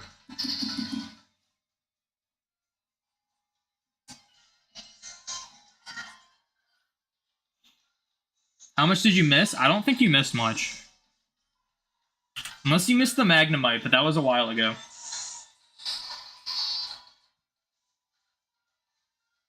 Lagaroya Lake.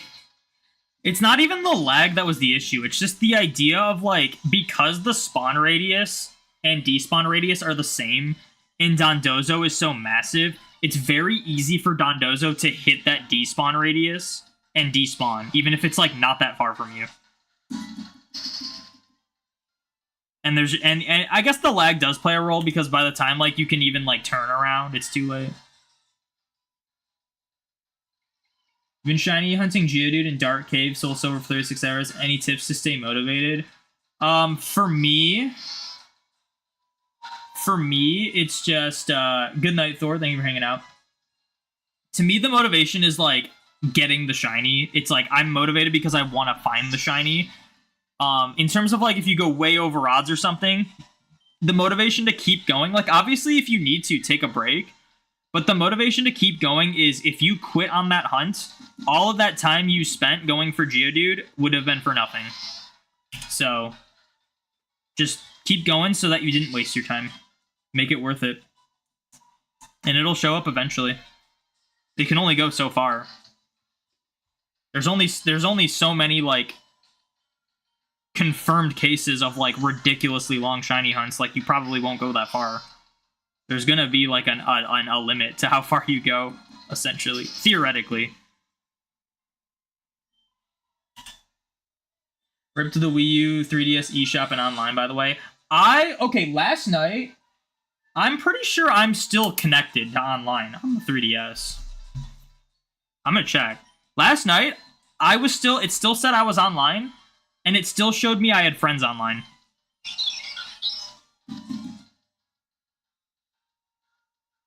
So let me go to my friends list. It still says internet, like...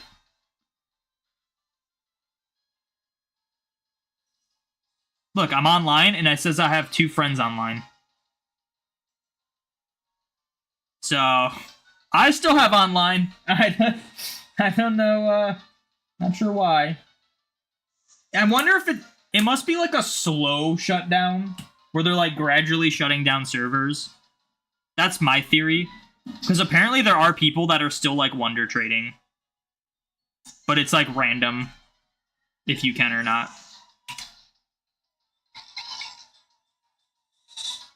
So many options with traditional encounters. Agree totally. Your first SOS shiny Bagon was meaningful to you because of the way you did it. Yeah, like, like, obviously I don't count method hunts for my shiny living decks anymore, but I still have value in some method shinies I got in older games. Like, I still, like, I did Rockruff.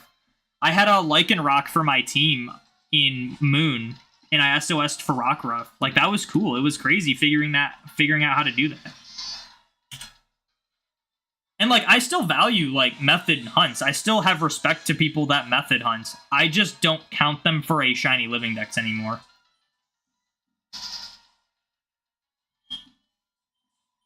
But that's just my personal preference. One of my favorite shinies I have is a method hunted shiny. It was a Shiny Charm, not really method, but it was a not full odd shiny. It was the Shiny Charm Sinistea with the rare mark in Sword and Shield. That's still like one of my all-time favorite shinies I have. I just am not counting it for a shiny living dex, but I still have a lot of value in it. I still care about it.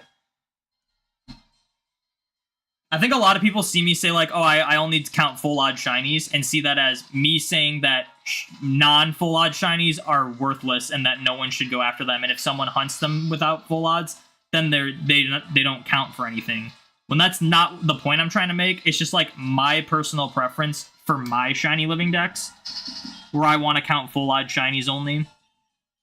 But there's other reasons why I would have to do method hunts and still value method hunts. I mean, I just got a shiny Magnemite in Legends. Like, I even explained it on stream. Like, even though that shiny Magnemite was 1 in 585 rate, because of how rare it is to find Magnemite in this game, like, that's a rarer shiny than a lot of full odd shiny hunts. But I'm not going to count it towards a living dex. I'm going to full odds hunt a Magnemite for a living dex.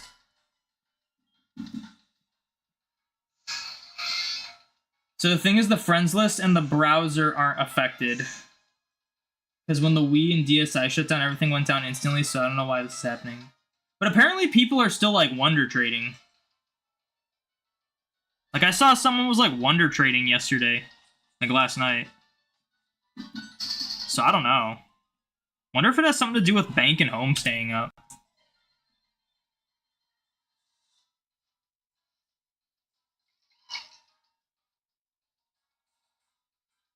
You got a level 33 legit shiny Dunsparce on Wonder Trade, and a level 56 GBA Mark shiny legit Smeargle. Are they legit though? There's a difference between legit and legal. Like, people can hack them in and still count, and they can still just follow the precautions to make them legal. So I always just stay cautious when it comes to getting shinies on trades, because even if they can like appear legit, they might not. They probably aren't legit, because most people probably wouldn't go out of their way to shiny hunt something or find a random shiny just to trade it away to a random person. Spanish are like $50 cheaper, but that's still crazy expensive for decades-old games. It's crazy that it's $50 cheaper, though. So the guy going for Judy, regardless of the game, look at the encounter numbers on screen. Wait, what? At least according to the current listings. Didn't Dallas go 75k for shiny Regigilia tripping? Something like that. It was either like 75 or like 80k, and then he also went like 20k twice in a row after, which was ridiculous. He went that far for Registeel, and then went for Regice and like 26k after that, and then went like 22k for like Regirock or something, and then he finally got Regigigas under odds. It was like 5k or something like that. There's a third-party app to have online still on the 3DS and Wii U. Yeah, I mean, there's always going to be stuff like that. You assume all trade shinies are hacked. Why would anyone give it away? Exactly. The only time that's, like, probably not true is Scarlet and Violet. Because shinies are so easy in Scarlet and Violet, it wouldn't be, like... It would make sense if people were giving them away. You want 70k in Platinum. Okay, yeah. I wasn't sure if it was, like, 70 or 80. Alright, I'm gonna do this distortion then. We're getting kind of lucky with the amount of distortions we've been seeing. This does put a smile on my face. Mr. Game X Watch, thank you for the follow. Thank you for putting a smile on Thanos' face. I do appreciate it. Used to hack Pokemon in the game with all the proper IDs and everything to make it appear legit, just saying. Yeah, I mean, it's really easy to do that. I have an action replay. Believe it or not, I have an action replay. I used it for, like, testing stuff, and I hacked in a legitimate... not a legitimate, a legal shiny Shellos, I think, and like Bidoof and stuff. Like, there was a hack I could do in the... I don't even know if I have that hack anymore. But there was a hack I could do in like Platinum where I could literally just make everything I encounter shiny. But because they were encountered in the proper routes with like the proper levels and whatnot, they're perfectly legal. I did the same thing to test to see if you could transfer shiny Darkrai up in Diamond, and it worked. Like, I think I deleted that Darkrai. But yeah, like, at one point I had a hacked shiny Darkrai in Ultra Moon that counted as legal. Like people can just do that. It's a difference between legal and legitimate. I'm not saying those are for sure hacked, but it's kind of unlikely they're legit, even if they are legal. All right, let's do this distortion. Oh, I gotta mute these games because yeah, like I'm like paranoid now.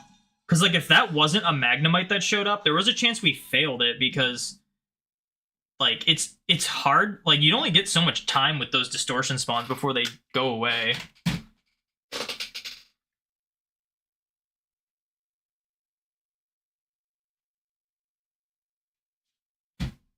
And for some reason that was not in all the way. Alright, let's do that. Let's do it. Give me an Alpha Magnemite. I want to be done with this area. I mean, more shinies would be cool too. Like another shiny Magnemite would be crazy. See, like, I don't want you. You're the one I want the least.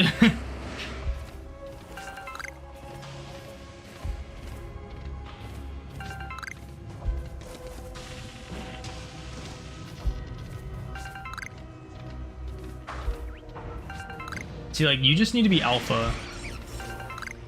Or shiny. Or both.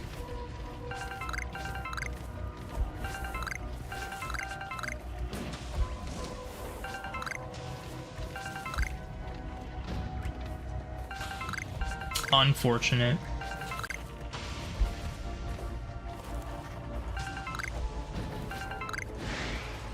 Oh, you're gonna knock me down. Gotta watch out for those alphas.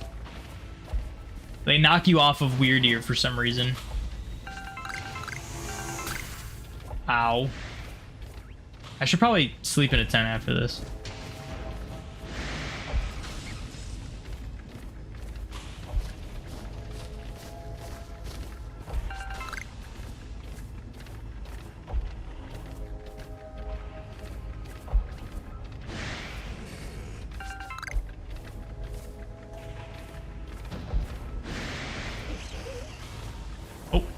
Almost missed that one.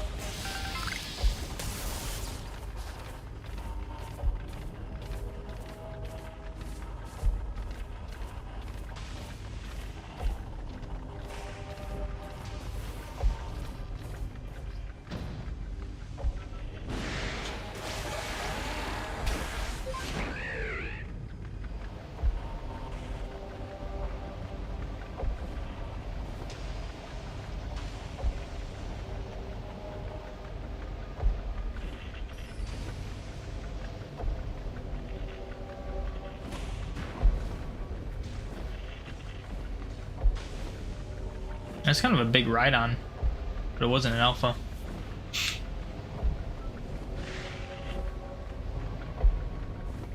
Yeah, I think I got all the items.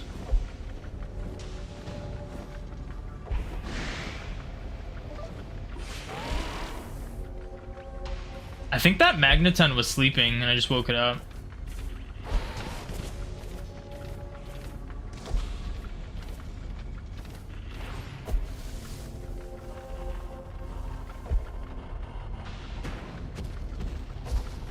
So now we sit here and we wait. You got your shiny Kakuna? Congrats. That's awesome.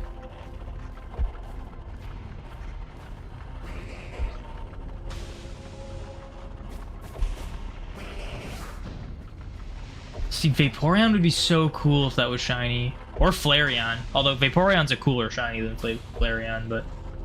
Or Eevee. Eevee would be great.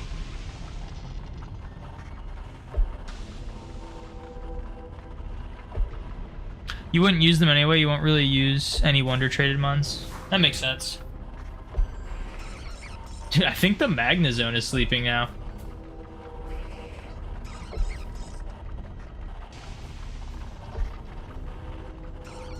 Why are these Pokemon so likely to be sleeping unless you, like, need them to be sleeping for the dex?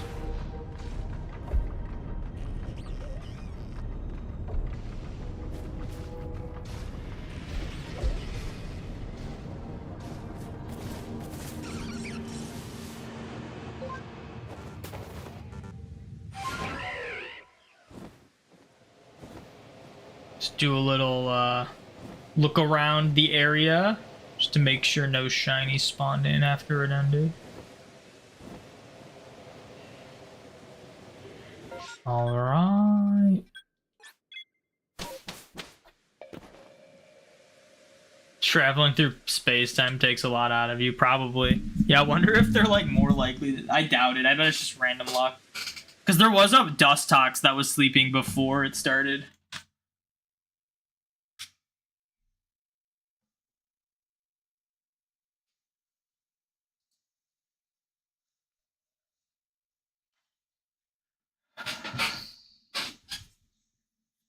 You forgot you were hunting Mewtwo and Let's Go and got a shiny Nidoran at a 70-ish catch combo? Nice.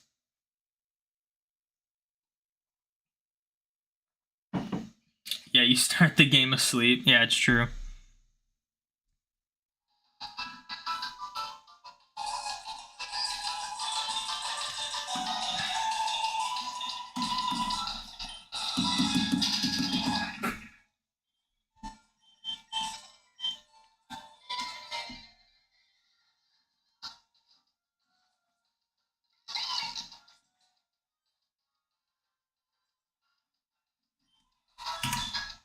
Let's get a shiny Mew or Bidoof. That'd be crazy.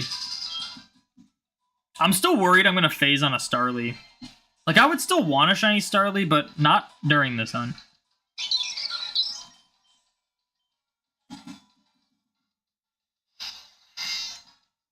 I'd rather get a shiny Starly when I'm using, like, 4 games at once. Where, like, the encounters are a lot faster.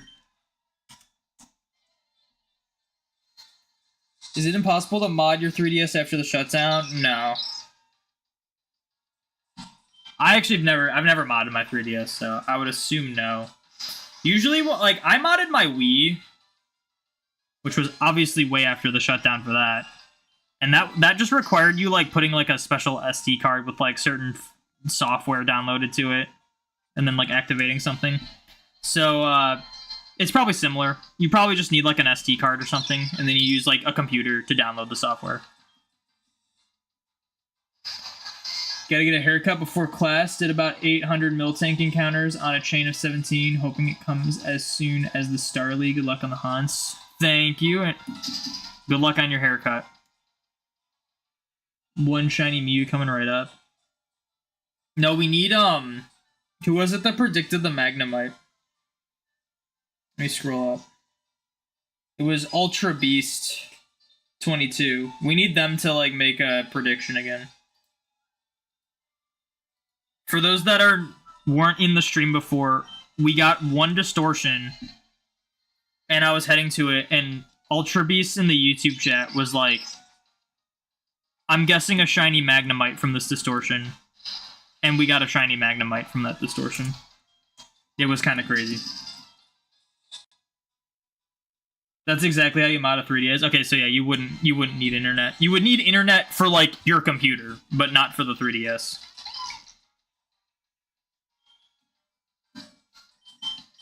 Thank God you ordered mine a few days ago for 160. You're down terrible to get. Dude, that just reminded me of this comment I got on YouTube. I don't even remember the video. It was like, it was either a video of me finding a shiny, or like a tutorial on how to shiny hunt video. And someone commented like, I can't believe people actually go through the trouble of shiny hunting. All you need to do is buy your shinies online. Like, shinies have no value, just buy them all online. And I'm like, you did not just tell people to buy shinies online. That is, like, the dumbest thing you can do. Not only are you just 100% of the time getting scammed, because shinies, again, they don't have any value. The only value a shiny has is sentimental. These aren't NFTs. These aren't actual pieces of artwork. These aren't physical things. It's literally just, they have no value outside of sentimental value. So if you are paying money for a shiny that you did not hunt for, you got scammed to begin with. On top of that, the shiny you paid for is 100% hacked.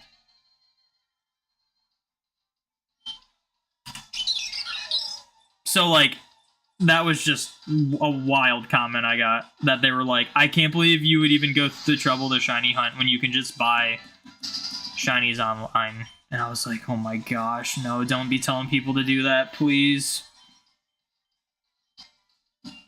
Like, guys, I hate shiny hunting in Scarlet and Violet, but I would tell you, like, if you want an easy shiny, hunt in Scarlet and Violet. Get it yourself. Like, it still blows my mind when, like, in my Mark Challenge videos where I tell people I, like, delete shinies and stuff just to save Urbas, people are like, how could you delete the one of those thousands of shinies that you physically can't store in your PC? Oh my gosh, you should have traded them to me. It's like, dude, if you want a shiny, just hunt it for 5 minutes in Scarlet and Violet. Like, even that's cooler. I give Scarlet and Violet a lot of crap for how they did shiny hunting. But that's still cooler than hacking or buying hacked shinies online. By a long shot. You know?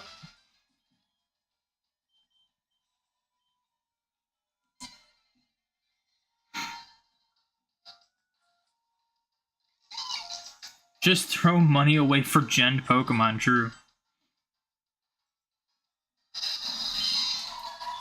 Like, at that point, just hack your own Pokemon, you know?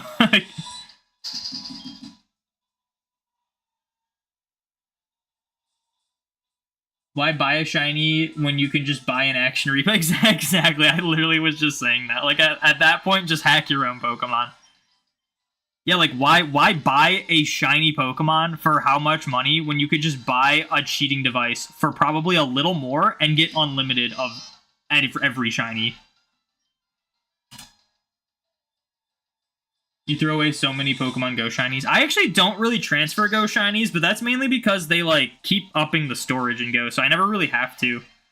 The only time I transfer shinies in Go is if I'm, like, if it's, like, a Community Day shiny or some boosted odd shiny or whatever, and I'll, like, swap it with my friend, because we'll try to get, like, a lucky shiny for the 3-star shiny decks, and they'll just be, like, trash IVs. Like, I don't have a reason to keep that. It's just, like, a traded shiny. That's, like, the only time I've transferred shinies in Go. But, like, I hold on to shinies because eventually they become a lot more likely to be lucky and you can, like, swap them with people. I've gotten a Shundo that way. I got a Shundo just by, like, trading. Actually, I got 2 Shundos that way, just by, like, swapping old shinies. But I understand people that have to transfer shinies because they, like, play a ton and the storage isn't enough. You forgot people buy shinies and only get them from Wonder Trade? Yeah, like, honestly.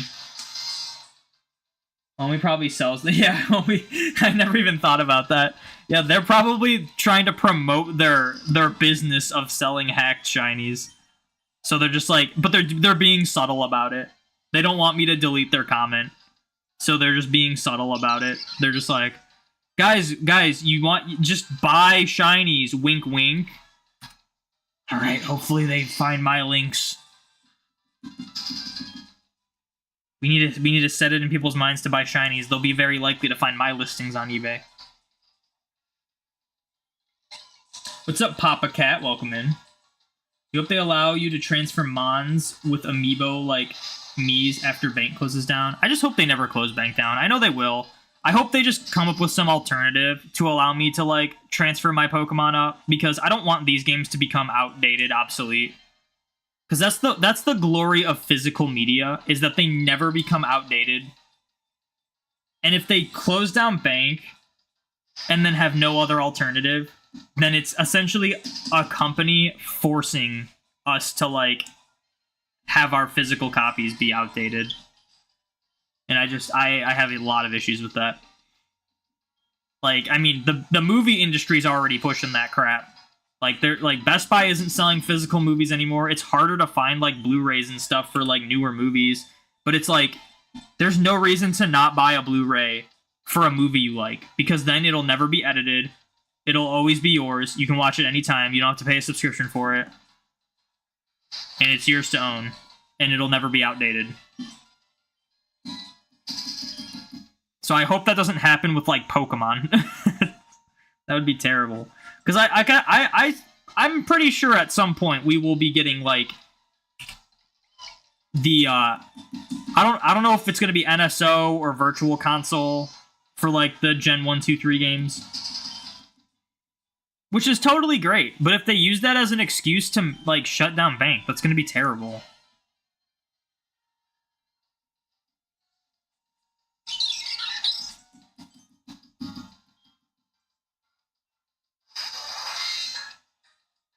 You hear Easy Shiny Gamer is a great seller on eBay.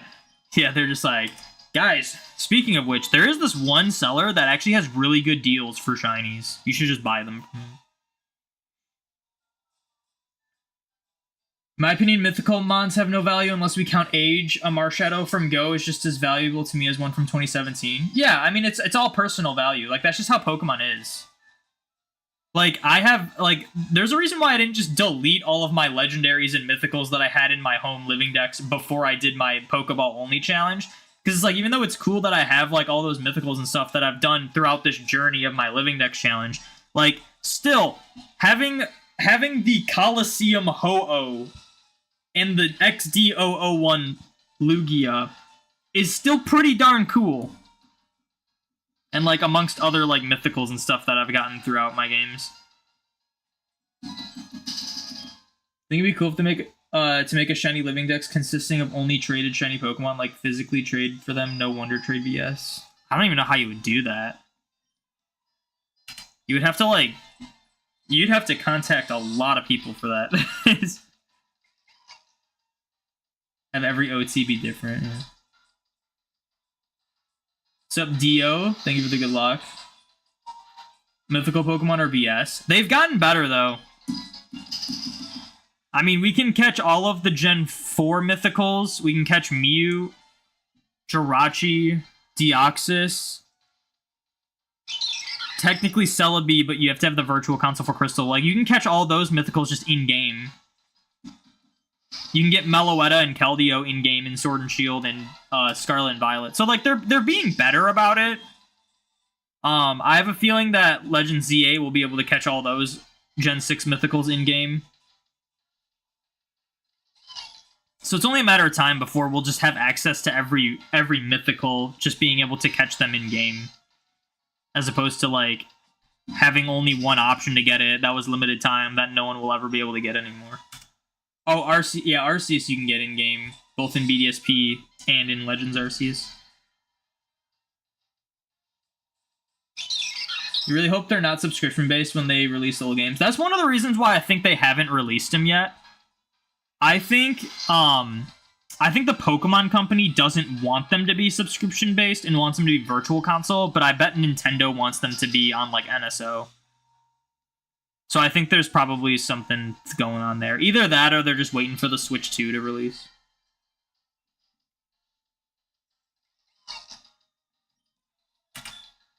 You just completed the Shiny Starly line? Nice.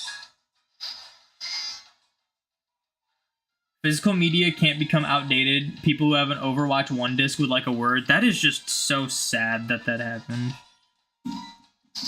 That is, like, ridiculous. Like, at least Overwatch 2 is free, but it's like, why would...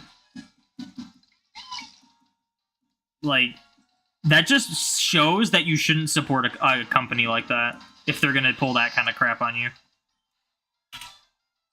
Blu-ray quality is greater than streaming quality. I guess that depends on your connection, though, right? Because Blu-ray is 1080p. A lot of the things I watch on streaming is 1080p. But if my internet starts taking a crap, then it goes to, like, 480p. So, yeah, I guess. It's consistent. Yeah, like, you just can't beat physical media. I've heard rumors that, like, Xbox is, like, gonna get rid of physical media. Where, like, the next generation console is not gonna have a disc drive at all. And I have an issue with that. I have a huge issue with that. Unless they make, like, an add-on to make it so you can have, like, a disc drive. Which would be, like, fine, but still scummy.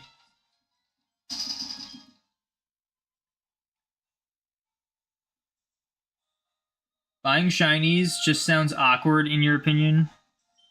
It's not even awkward, it's just stupid. Like, you're actually an idiot if you've ever, like, purchased a shiny from someone. Trading for a shiny? Sure. You know, like, hey, I have this shiny, and I want your shiny. Can we swap? Sure. Buying a shiny with actual money, you need to figure out your priorities if you're gonna be doing that. That's just a really stupid thing to do. Arceus and BDSP is a lot more special in your honest opinion. I mean, it's like the same as in Arceus. Like, you pretty much have to catch Arceus in Legends to get Arceus in BDSP, so it's like the same thing. You can just shiny hunt the Arceus in BDSP, which is really cool. They need to do more of that. Hope I'm right about that. It's a solid theory. Yeah. Just because apparently it'd be really easy to, like, clone Pokemon and save files and stuff if it was on NSO. And I know the Pokemon company's, like, super against that. Also, like, what would happen if you had, like having save files? Like, it's one thing to have, like, home connected to a subscription. Where, like, home, if your subscription ends, you just lose access to your Pokemon, but then you get it back when you renew it. With, like, NSO, it's like, what would happen if you just canceled your subscription? You would just lose your save files, wouldn't you? Like, that would also be an issue. Like, how would they do that? 160p right now to minimize buffering. Generation Xbox is getting rid of physical. Well, like, next gen, not this gen. Next gen, because this gen, if you have a series, it is stupid though, because the Series S, which I would have bought, but it doesn't have a disc drive. So I had to buy the X, the Series X, but that one has a disc drive, so that one's like, so it'd be the next gen. Bro, can we? Oh, that's not what I wanted. They're probably gonna phase out current Series X for a digital only one. And like, what's the point of buying it? I hope companies just get burned for doing stuff like that. I hope Xbox, like, loses a ton of sales. Like, I hope they like, let's say they phase out physical media. I hope they just lose a lot of money from that. We're, like, it's now more, like, do you know how many videos I get recommended on my YouTube now talking about, like, the importance of physical media nowadays? Like, we're in an era now where, like, let's say, like, a year or two ago, physical media was slowly getting phased out. People were all aboard the streaming service hype train and whatnot. But now we live in an area where the consumers are realizing just how important physical media is and how much superior it is to digital. And all of the companies haven't realized that yet. And they're all like, no, we'll make so much more money if we do digital only and no physical media. And it's like, they better freaking get burned for that, because a lot more people are not going to be okay with that than a couple of years ago. If they had done it a couple of years ago, a lot of people would have been like okay with it, I guess. But now, and maybe in a couple of years, people are not going to be okay with it. So I hope a lot of those companies like crash and burn, trying to like be really scummy about that. But there was like an interview with Phil Spencer, who's the head of Xbox. And he said, like, the reality is physical media is getting phased out, but we're still going to try, like, he said there's something vague about there's still going to be ways to enjoy your physical media games and stuff. But yeah, it's literally just companies trying to save money, not having to install disk drives in their systems and charge for more subscription-based things so that they make more money overall. Like, it's literally just corporate greed. Corporate greed is one of the biggest issues in society we have. It's crazy how bad it is. You've seen 446 Burmy from trees and no shiny. Well, the max odds is 1 in 585, so I mean, hopefully you get one soon. But you're not quite at odds yet, so it makes sense. I got one after like 300 something, and I was shocked. Like, that was really fast.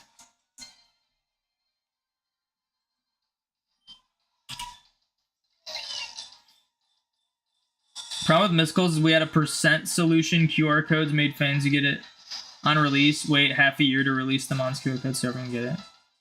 Oh, they had a perfect solution, QR codes. Oh, interesting. To be fair, PC gamers don't really use physical discs anymore. Everyone else just uses Steam. Yeah, but I think you gotta realize that for people who aren't PC gamers, and even for PC gamers, eventually that's gonna become an issue. Like, what if one day Steam is just like, you know what? You don't own your games anymore. And they just delete all your games. Because that we have seen in real time that happened. What was the what? It was it like Ubisoft or something was like deleting people's games from their libraries because they were like inactive for too long. Like if companies are gonna pull that crap, then there's no reason to not prefer physical media. You missed third game editions of Pokemon. The last ones we got were technically black and white too, but not really. Technically, the last third edition of a Pokemon game we got was Platinum. So they realized they would just sell more if they did 2 versions of a sequel. Because we also got Ultra Sun, Ultra Moon. So in your logic, it would be Ultra Sun, Ultra Moon. But in terms of like a third edition that's like 1 game, it'd be Platinum was the last one.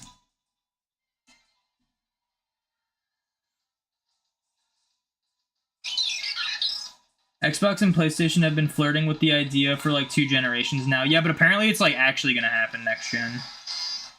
You're done without physical, switching to PlayStation if that's the case. Well, I wouldn't be surprised if PlayStation does the same thing. We'll see if they commit and how it works out. No point of consoles if digital only, we'll just go to PC. Yeah, that is true. You don't own your games if digital. Exactly. Yeah, like, even though, like, technically speaking, like, my Xbox, like, you have to download the game digitally from the disc. But if something happens to my Xbox or whatnot, I still have the disc. Like, if they decide they don't want me to have that game anymore, I still have the disc. And I can still play it on, like, an offline scenario and whatnot. Ubisoft is really good at shooting themselves in the foot, yeah. Makes zero logical sense. You're gonna need your refund. Delta episode was kind of like a sequel. Not at all, actually. Delta episode is just ORAS. It's just ORAS, but it's like an epilogue to the story. When we say a sequel, we mean another game. So like yellow version, crystal version, emerald version, platinum version, black 2, white 2, ultra sun, ultra moon.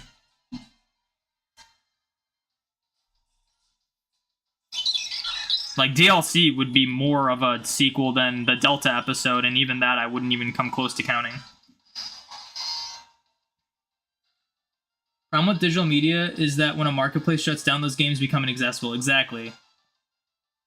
You kind of respect Xbox more than Nintendo? Exactly. Think about, this is something I was talking about when we were talking about like the eShop shutting down and the online shutting down and whatnot. Like Nintendo just does an outdated system where it's like, they shut down their eShops when they shouldn't, because what they should be doing is making like, the Switch eShop should have been the same thing as the 3DS and Wii U eShop. And they have no reason to shut it down because it's the current eShop, you know? That's how Xbox worked. Where Xbox, it was like, you had the 360 shop online, and you could download games, but then Xbox One came out, and even the Xbox Series comes out, and guess what? The Microsoft shop is still online for the 360 because it's the same shop. It's just, you don't have access to the newer games. They don't have a reason to shut it down because it's their current shop. Like, but in a scenario like Nintendo, it's not their current shop. Once people stop buying games from it, like most of the time, like once they see a dip in sales and they're like, oh, no one's using the shop anymore, they shut it down, and then those games become inaccessible anymore. Like as of now, outside of like modding your 3DS, it is impossible to catch Celebi in a Pokemon game, in a mainline game. Because the only way was through the Crystal Virtual Console, which is currently unavailable. And it's just terrible. Like, that just shows how bad digital media is compared to physical. If they had sold us cartridges, it would never be an issue.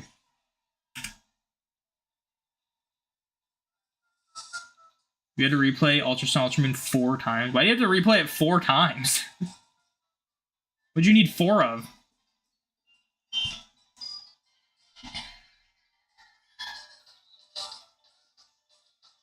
Yeah, Xbox cares more about preservation than Nintendo. Nintendo just cares about saving money, and then they it's like they don't. It really feels like Nintendo doesn't think things through, and they'll be like, because I understand the mindset of like, oh, we're just wasting money running these servers for these eShops that not many people are buying, so we're not really making that much money off of them. Yeah, let's shut it down. Like, I get that, but there's just, it's like they didn't think it through, like the repercussions of it and like ways to make that not an issue anymore. That would be pretty easy to do. Like, obviously, having it be all one eShop across all their consoles, it's just with more stuff on the Switch ones that can run those games and whatnot.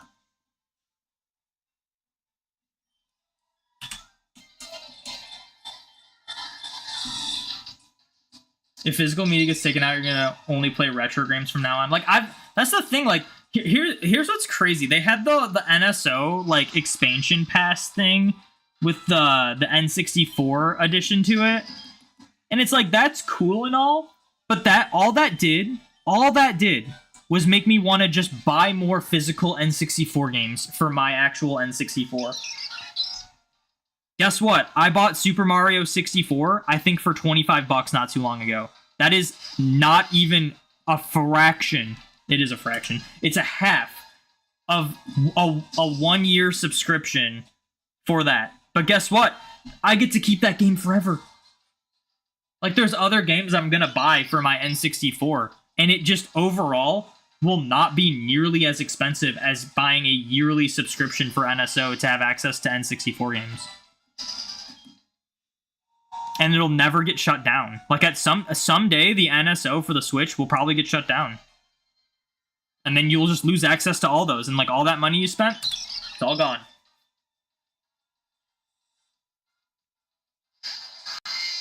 Weird thing is the Xbox 360 is now as old as the Famicom was when it came out. Like, compared to what? Because it's definitely not as old as the Famicom. I'm guessing you meant compared to something. But you didn't say what it was compared to. Or you mean, like, compared to the 360? Like, the Xbox 360 is as old as the Famicom was when the 360 came out, as the 360 is currently? Is that what you meant? Because that's kind of crazy. They really teased us with a battle tower and no rest. Yeah, that was kind of weird. I don't know why they didn't just have a battle tower, because it's not like there wasn't a battle tower in Ruby Sapphire.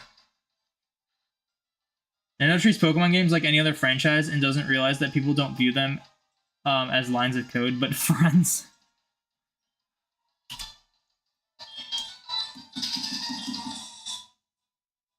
You hope I get a shiny soon? Thank you. I hope I do too.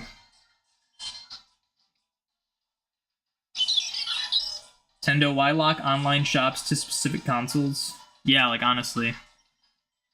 Like, I definitely, like, commend Xbox for doing it the way they do, because it was cool, but it was cool, like, when I owned an Xbox One, just being able to buy 360 games from it, for it, just on the same shop. Like, that was cool, and it's still a thing you can do today.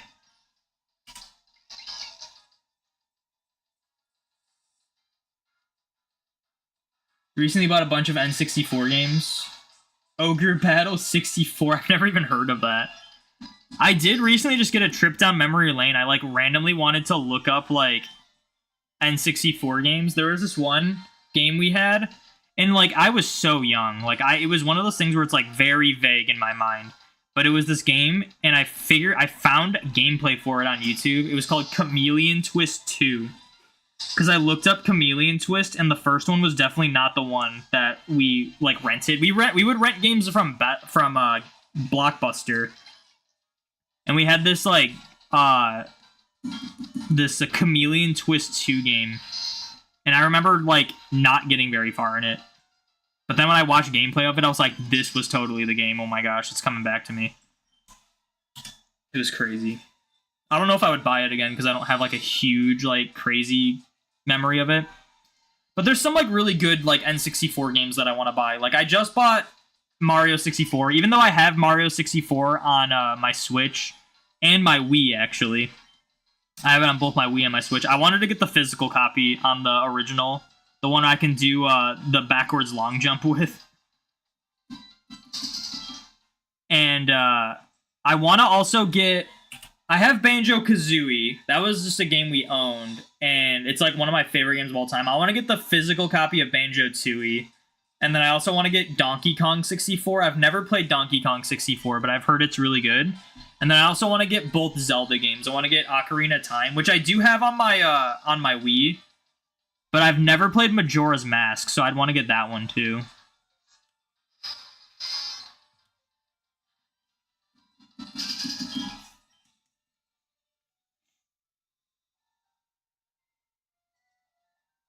Your Pokemon Violet finna be cooked. Dude, that is just that, like, new lingo that I honestly don't know what you just said, if I'm being honest. Finna be cooked? What the heck does that mean? You switched to Sword for Dhelmise now? Nice. Chameleon Twist 2 looks hype, though. It was cool. Like you stuck your tongue out and you would like move it around and then you would touch something and then you would drag yourself to whatever you touched. It's also crazy to think that like pretty much every game on the N64, not every game, but like most games on the N64 were just like platforming games. They were all like a similar style game, but they had like different mechanics and stuff. It was interesting. It's crazy how that genre kind of died outside of like Mario. And it's crazy too, because like so many companies just are so scared to like make platforming games. Like there's a reason why we don't have a new Banjo-Kazooie game, when I feel like a Banjo-Kazooie game would kill it nowadays. But it's like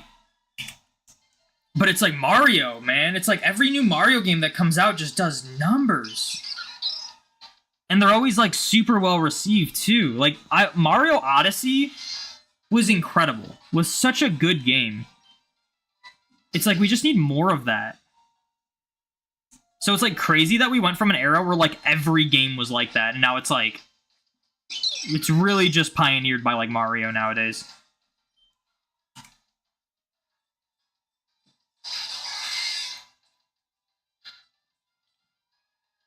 Do you buy Japanese 64 games? They're much cheaper. I don't, but the N64 game I bought wasn't expensive, so it's fine. I know when people speedrun Mario 64, they typically do the Japanese version because there's no dialogue with Peach, so you save a little time with that at the beginning. But I can't be bothered with that.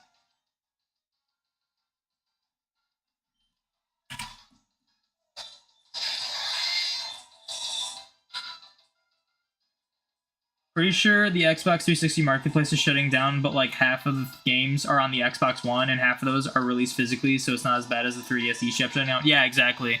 Yeah, I did hear about that. I forgot. I didn't remember if it was the store or the or just the online services. But yeah, I think it's just the store, because like the online services are all like the same thing. Like my Xbox Series S or Series X profile is the same as my Xbox 360. I can like, if I mean, I don't have the 360 anymore, but if I still had it, I could like load that up and it would still be like the same profile. You're at 871 random encounters. Good luck. Hopefully you get it soon. That's a cool hunt. You're doing the one outside of Spike Muth, right? Is that what it's called? The Overworld one. Oh, when did this get here?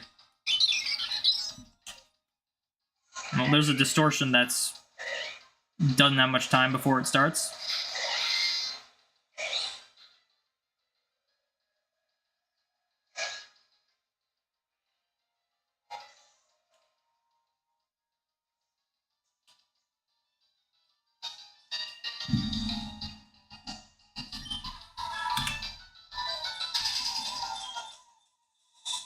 Yeah, to catch up with these times, you're not a social butterfly. Yeah, I new lingo is not my strong suit. Short text too is also not my strong suit. My friend will like text me something, he'll do like some like short version of it, and I'll have to look up what he means. I'll be like, dude, I don't know what this freaking means.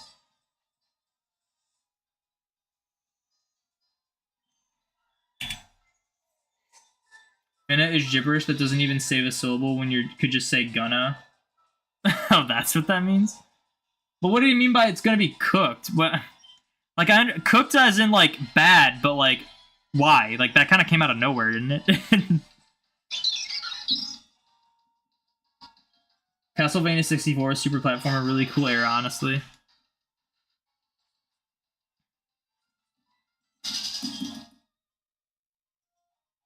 Prices on X64 games have come down a bunch since COVID. Speaking of prices going down, Pokemon cards have gone down quite a bit.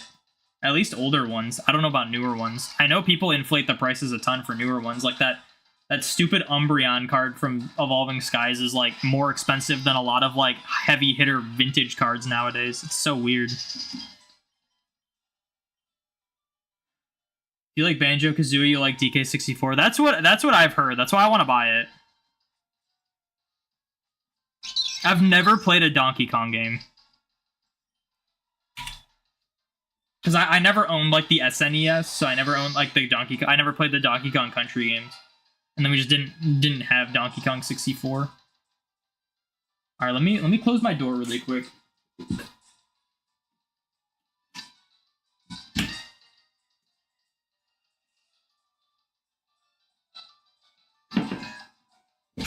Okay. Let me stop recording. No clue why they plan on setting their Violet on fire. Yeah, who knows? Okay, I'm gonna mute these games again. I feel like it's been good to mute these games.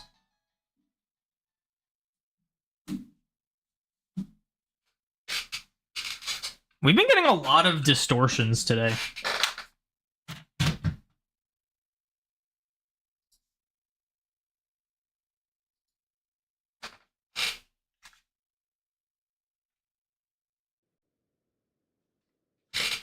Which is good, because that means maybe it won't take as long to get all of these things.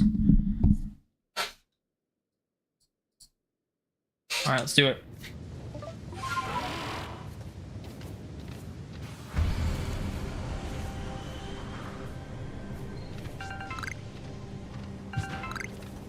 Magnezone again? That's like the one thing we just don't want to see.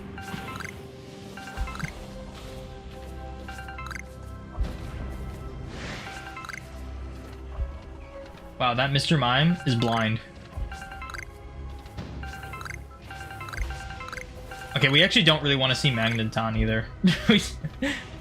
Magneton would be fine to get shiny, but I'd rather just see only Magnemites.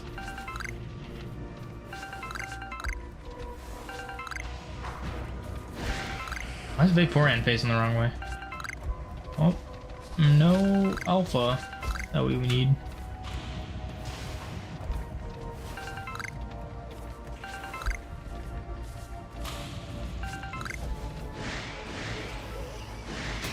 Oh, why are all the Flareons Alpha? It was like the only other Alpha we've seen is Flareon.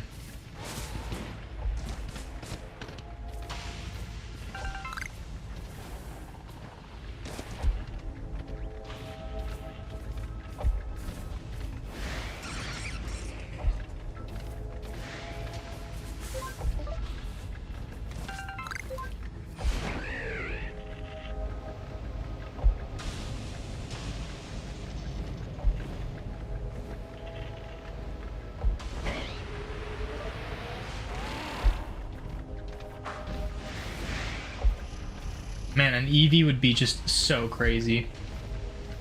I'm glad we got Magnemite though. Like if we were to get a space-time distortion shiny, Magnemite was definitely the one to get. Smile on my face. Lil Zoomy, thank you for the follow. Thank you for putting a smile on Thanos' face. I do appreciate it.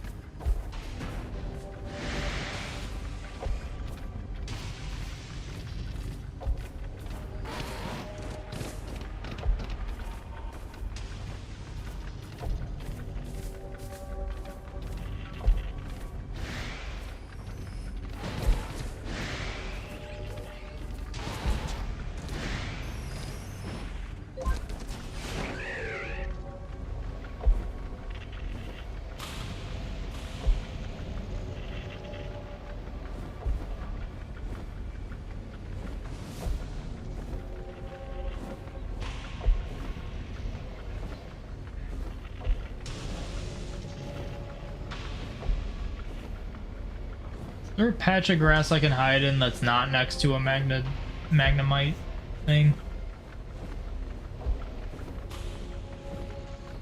Moonbreon, you're precious. It's funny, I saw it was like a TikTok on like the top 10 most overrated Pokemon cards. And obviously, like, low-key, the first thing I thought of was that Umbreon. But then obviously it was like, oh, well, it's going to be like the base set Charizard, obviously. And their number one was the Umbreon. I was like, that's so valid. Like, it's a cool card, but it's just absurd. Like, there's no reason it should be that expensive and, like, that hard to pull. It's ridiculous. It makes that whole set, like, super expensive when if you're someone like me who likes Dragonite, it just made it annoying. Like, Evolving Skies was kind of a terrible set. Like, it had cool cards in it, but they just oversaturated so much in that set by including, like, every evolution with, like, alt arts, other Pokemon with alt arts, and it's just, like, it was too much. It was too much.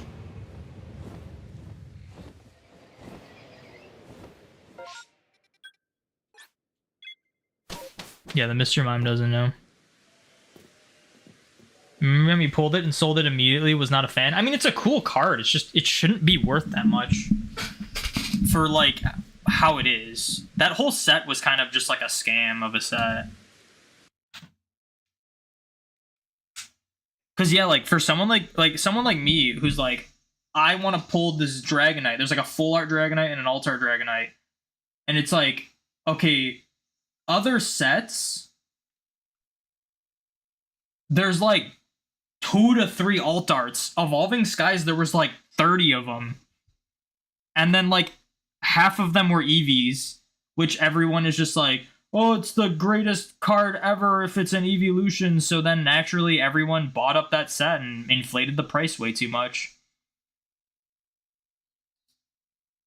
So it was just frustrating. It was a frustrating set. Like, super overhyped. Not worth the hype for a lot of it.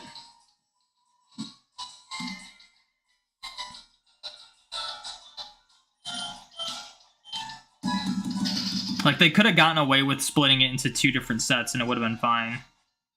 Would have been better. Because it's like, you have a set called Evolving Skies, but it's like, why does it have to include every single evolution and then also a bunch of, like, dragons and stuff? Like, have a dragon set and then have an evolution set if you're gonna do that. To be fair, you just like looking at the images of it, you can't afford packs / specific cards.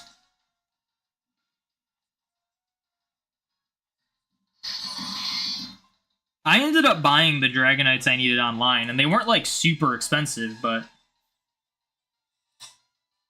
just annoying, because I probably could have like had a chance at pulling them if they didn't include 50 other alt arts in this set.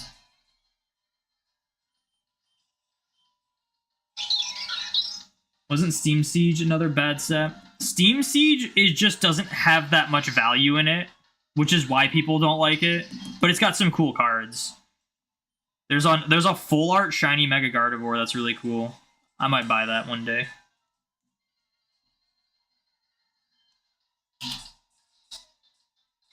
Never seen that Umbreon card before, so you're kind of interested. It's just like a VMAX Umbreon that's like on a building reaching towards the moon. Like, it's a cool artwork, but it's so overhyped. Like, there's cooler alt arts for sure, but for some reason that one just was like ridiculous. Like, it's like like, it's got to be like what, like a, let me just do a quick search of like Umbreon.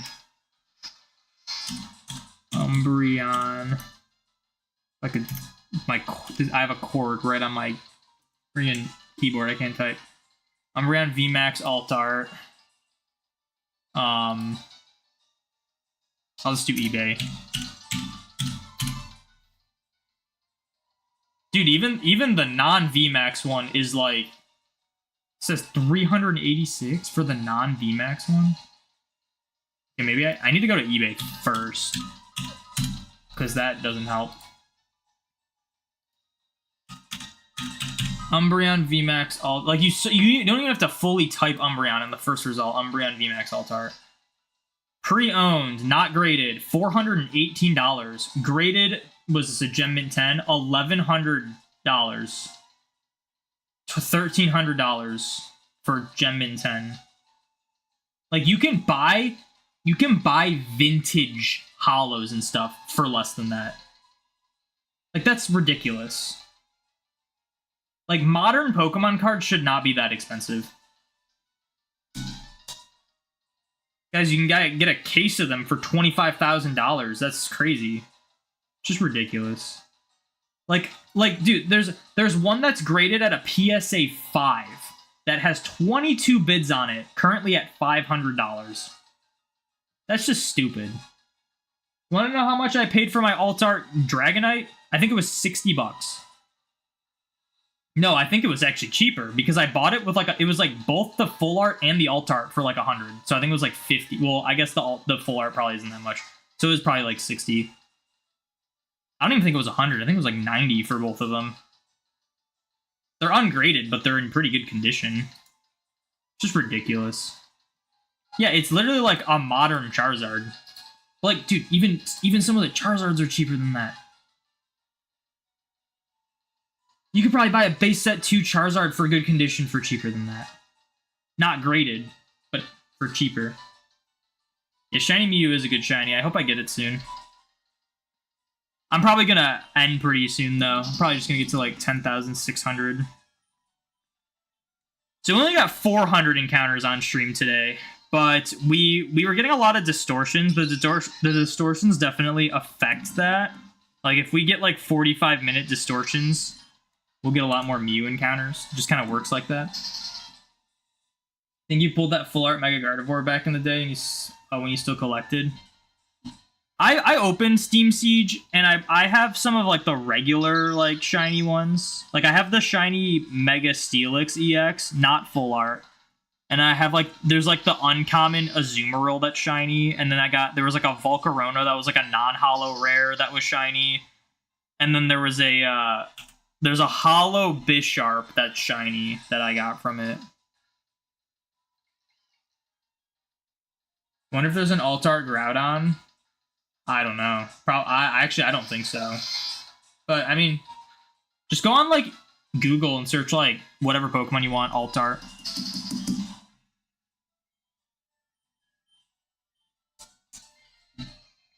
Or in like modern terms, it'd be like art rare or special art rare nowadays. In like the Gen 9 era, they're like art rares and special art rares. Before it was like alt arts.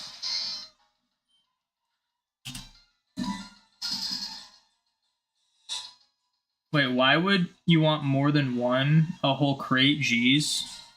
To sell the other ones, I guess. To, like, inflate the price even more, I guess. Stupid. Modern sets are way too big and have an asinine amount of alt arts. They honestly don't. I agree that they're too big. Like, I don't think a set should have, like, 200 cards. I think a set should have, like, 150 or less. But it's like... Evolving Skies was like a new breed. Like, other Sword and Shield sets in that same era were like... They would have like maybe like 180 to 200 cards or something like that. And there would be like 3 alt arts. There'd be rainbow rares for sure. There'd be VMAXs, whatever. But there would only be like 3 alt arts. And the alt arts were the hardest ones to pull. And then Evolving Skies came around and had like 30 of them. Like, it just didn't make sense. Having like 30 plus secret rares is crazy. In the modern sets, it's because they use the way the Japanese sets go now. The Japanese sets, it's like anything that's like a full art or better is just a secret rare. So they're just doing that in the newer sets, which I would only consider secret rares to be like the gold cards.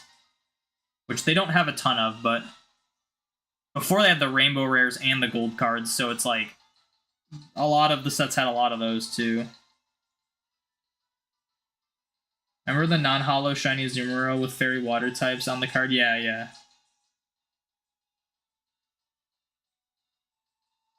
Why did it? Yeah, and they're making so many. Yeah, it's like that's why like I only collect certain things. Like Paldean Fates came out, and I was like, I'm only going for the shiny Mews.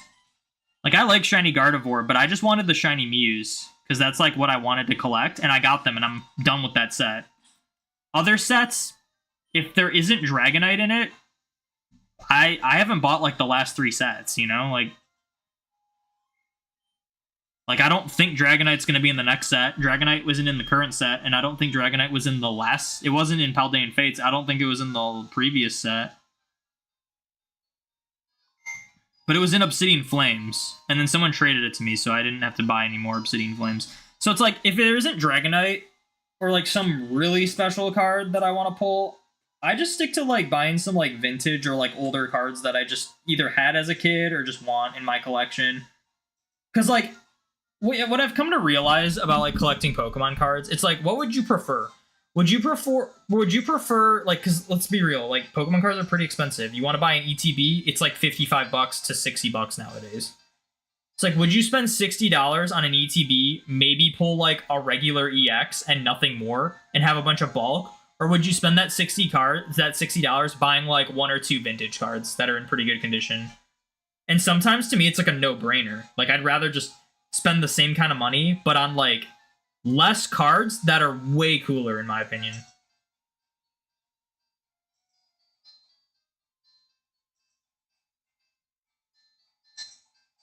So like recently, I actually just bought these. I got some bangers recently actually. Because the newer sets haven't had anything. I just bought these 2. These were sealed, and it's kind of a long story. I bought one, and the shipping said it like there was like no shipping for it, and it had like a tracking number, and when I would put the tracking number in, it said like there was an error, like the tracking number didn't exist, and it arrived late, like it wasn't coming after the day it was supposed to arrive. So I was like, that sounds kind of weird. So I contacted the seller, and they were like, "Just be patient, it's coming." And I was like, "Okay." I'm like, I'll give them a week. I'll give them a week. For some reason, the next day, they refunded me. So then I was like, well, if they refunded me, it must not be coming. Something must have happened. And then I bought another one, and then the first one came. So now I have 2 of them. So they were sealed too. I opened them up. My plan was to open up the one that looked better from the back. It's also funny because this one, it's hard to see on this camera, but this one's like significantly lighter on the back. But this one looked like it had less like whitening. There's like barely any whitening on this one too. So I opened up this one because there's like a different card with them, and you can only see the back of the card. You can't see the front. I opened this one up, and it's like there's a scratch like up here. It's gonna be hard to see on this camera. I'll do like manual or autofocus, I guess.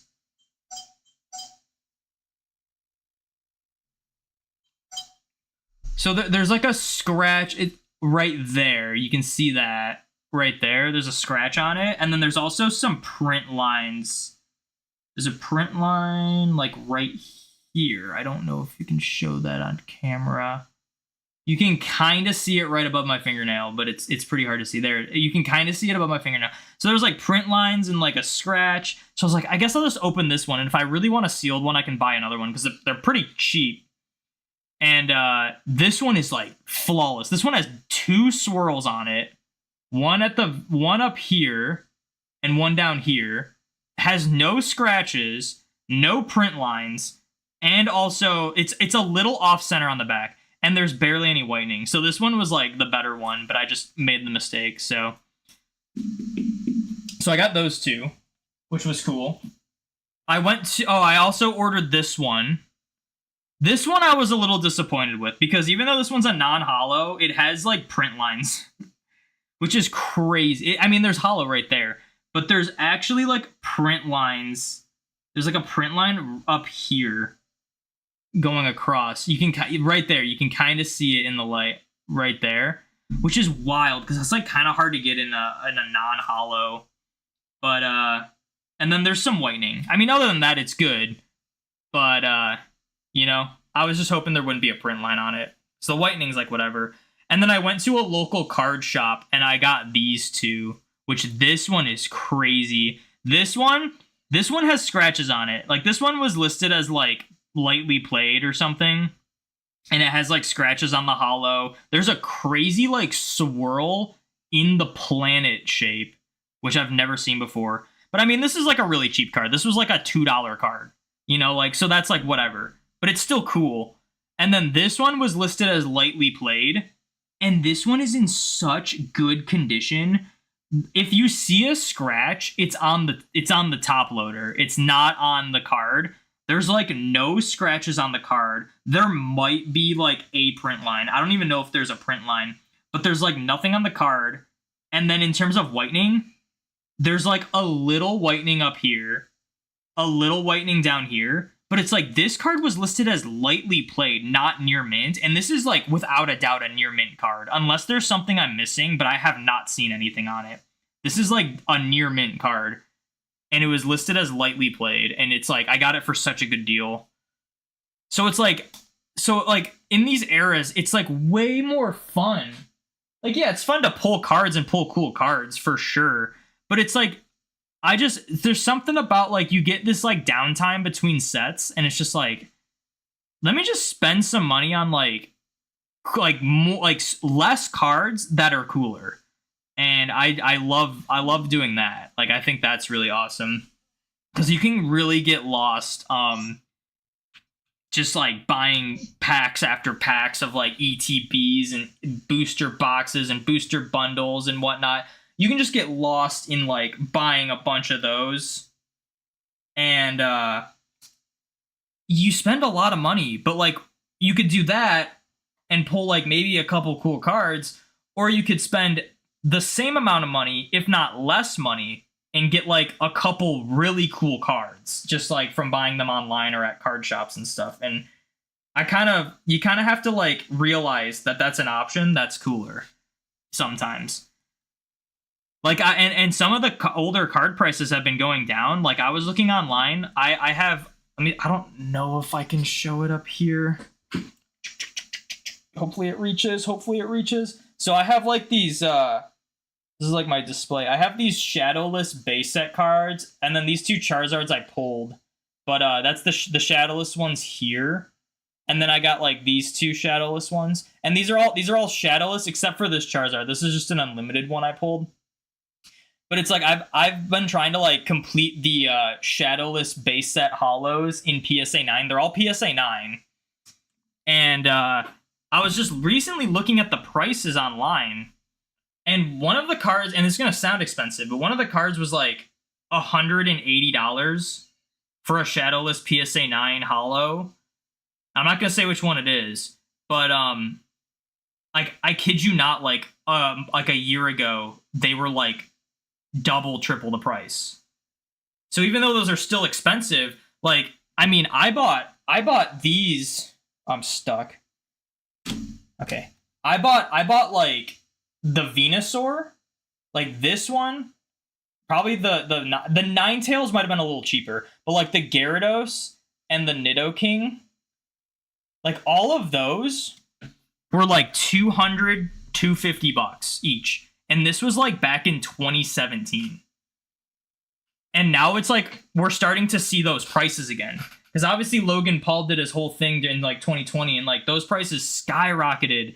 And it was like even years after that, it was like those same cards were like hundreds of dollars, like $600, $800. Like you would be lucky to get like a Gyarados for $600. And now we're starting to see like the same prices as in like it was 2017 again. And that's crazy. So it kind of gets me excited. And like I'm not even gonna like obviously that's not like completing that is gonna be a very long process because of how expensive that is. But like just like smaller cards like these ones, just like spend, you know, like $30-$40 for a few cards and get some like really cool ones. Like this is so cool, man. Like that's such a cool one. Like this one is awesome. The Fossil Dragonite. And it just sometimes that's like way more worth doing than buying packs from like modern sets. You also collect the PSA 9s. Yeah, PSA 9's the way to go. Gem Mint 10s are cool, but they're cool if you get like a card graded, and then that's what the grade is. They're just not worth buying because a PSA 9 versus a PSA 10 is almost the same card. The difference between PSA, like I could grab like this Venusaur and like let me try to point out the flaws this card has that makes it a PSA 9 as opposed to a 10. It's like maybe a little off center here. And then there might be like a little bit, there's like a little bit of whitening there. That's really the difference between a PSA 9 and 10. Like this looks like a really good card, you know? Like this is a mint condition card still, but it's a fraction of the price. So that's why if you're going to buy graded cards, definitely go for like 9s and not 10s, unless the 10s are really cheap.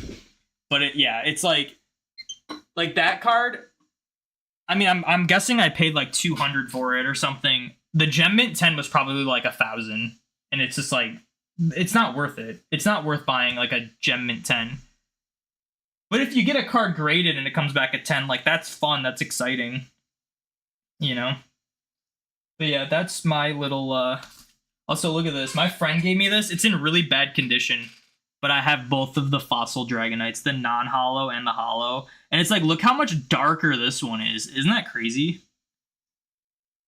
Yeah, this one's in really bad condition. This was just in my friend's binder, and he gave it to me, so there's like whitening all around it and stuff, and there's probably scratches on it and whatnot, but part of me wants to like grade all of my Dragonite cards that I have from, because I'm trying to get every Dragonite card. Part of me wants to be like, you know, should I buy like a better condition fossil non-holo Dragonite and get that graded, or should I just grade this one? Because, like, on one hand, it'd be cool to have them all be, like, high grades. On the other hand, it's kind of cool to just see what they get, like, what you got them as, like, the memories. I don't know. But, yeah, that's just what I want to talk about for a bit. You really like the non-holo? I'm more of a sucker of the holo, but the non-holo does look cool still. The non-holo does still look cool. But, yeah, yeah, it's normally just center. That's a thing. It's like you can have a flawless card and it'll just be printed a little off center. And that's it. Also, this Charizard. This Charizard I pulled. I can't even see what I'm looking at because I don't have OBS open. This Charizard I pulled. And the reason, and actually I'll show off the other Charizard too. I pulled both of these. And I can point out exactly what makes these 9s. This one is a 9. And I knew this one would get a 9. Because this card is pretty much flawless, but it has one little thing of whitening right here on the corner. If that wasn't there, this would be a 10. Like, they're just such minor differences. This one is flawless. There's, like, no whitening. It's like, I guess there's, like, a barely right there, but I don't even know if that would count. And then, the only reason this got a 9 is because there is a print line. Let me see if I can find it. It's right here. You can kind of see it. It's a very subtle print line. Like right above Charizard. But that's the only reason why this got a 9. And it's like if these had barely noticeable flaws, if these didn't have these barely noticeable flaws, they would have been like infinitely more expensive. And it's just not worth it to buy cards like that. So if I ever buy graded cards online, I go for 9s because it's not worth going. It's not worth spending that much more money on a 10 when the card is barely any different. So it looks like I'm not going to be getting another Distortion because it's intense sunlight weather. So, but yeah, you're trying to get a 151 TCG challenge a while back, still incomplete. I don't know. It was kind of cool. If you guys, I'm sure a lot of you guys probably know who Lachlan is. He recently posted a video of him. He was like in Japan and he just went to a bunch of card shops and stuff and bought like the original arts of like every 151 Pokemon. And it was a really cool video to watch because he didn't even care about the condition. He would just be like, yep, we need this one. We got to get it. And he just like, he had a budget and he like went for it. And it was cool. It was cool watching him like go and collect that full set. I have a binder of like my Pokédex. And I still like when I open like modern packs, it's still cool to be like, oh, I need this Pokemon. I need this Pokemon. From Gen 1, I only need regional variants. I only need like Alolan, like Muck, or like like Galarian. So I need like a Alolan Meowth. I know that, but like, so like I have like every 151 Pokemon in like a binder, which is cool. But yeah, I have like a Pokedex that I go for too, but that's a little less important. There's like sets I want to complete. Like I have the full. Let me see if I can show this off. I have the full. This might be difficult. Actually, I don't need to have this camera plugged into the power. I have the full Shining Legends Shinings over here graded. I pulled all these. That's just hung up on my wall. So I have that set complete. So that set's complete, which is cool.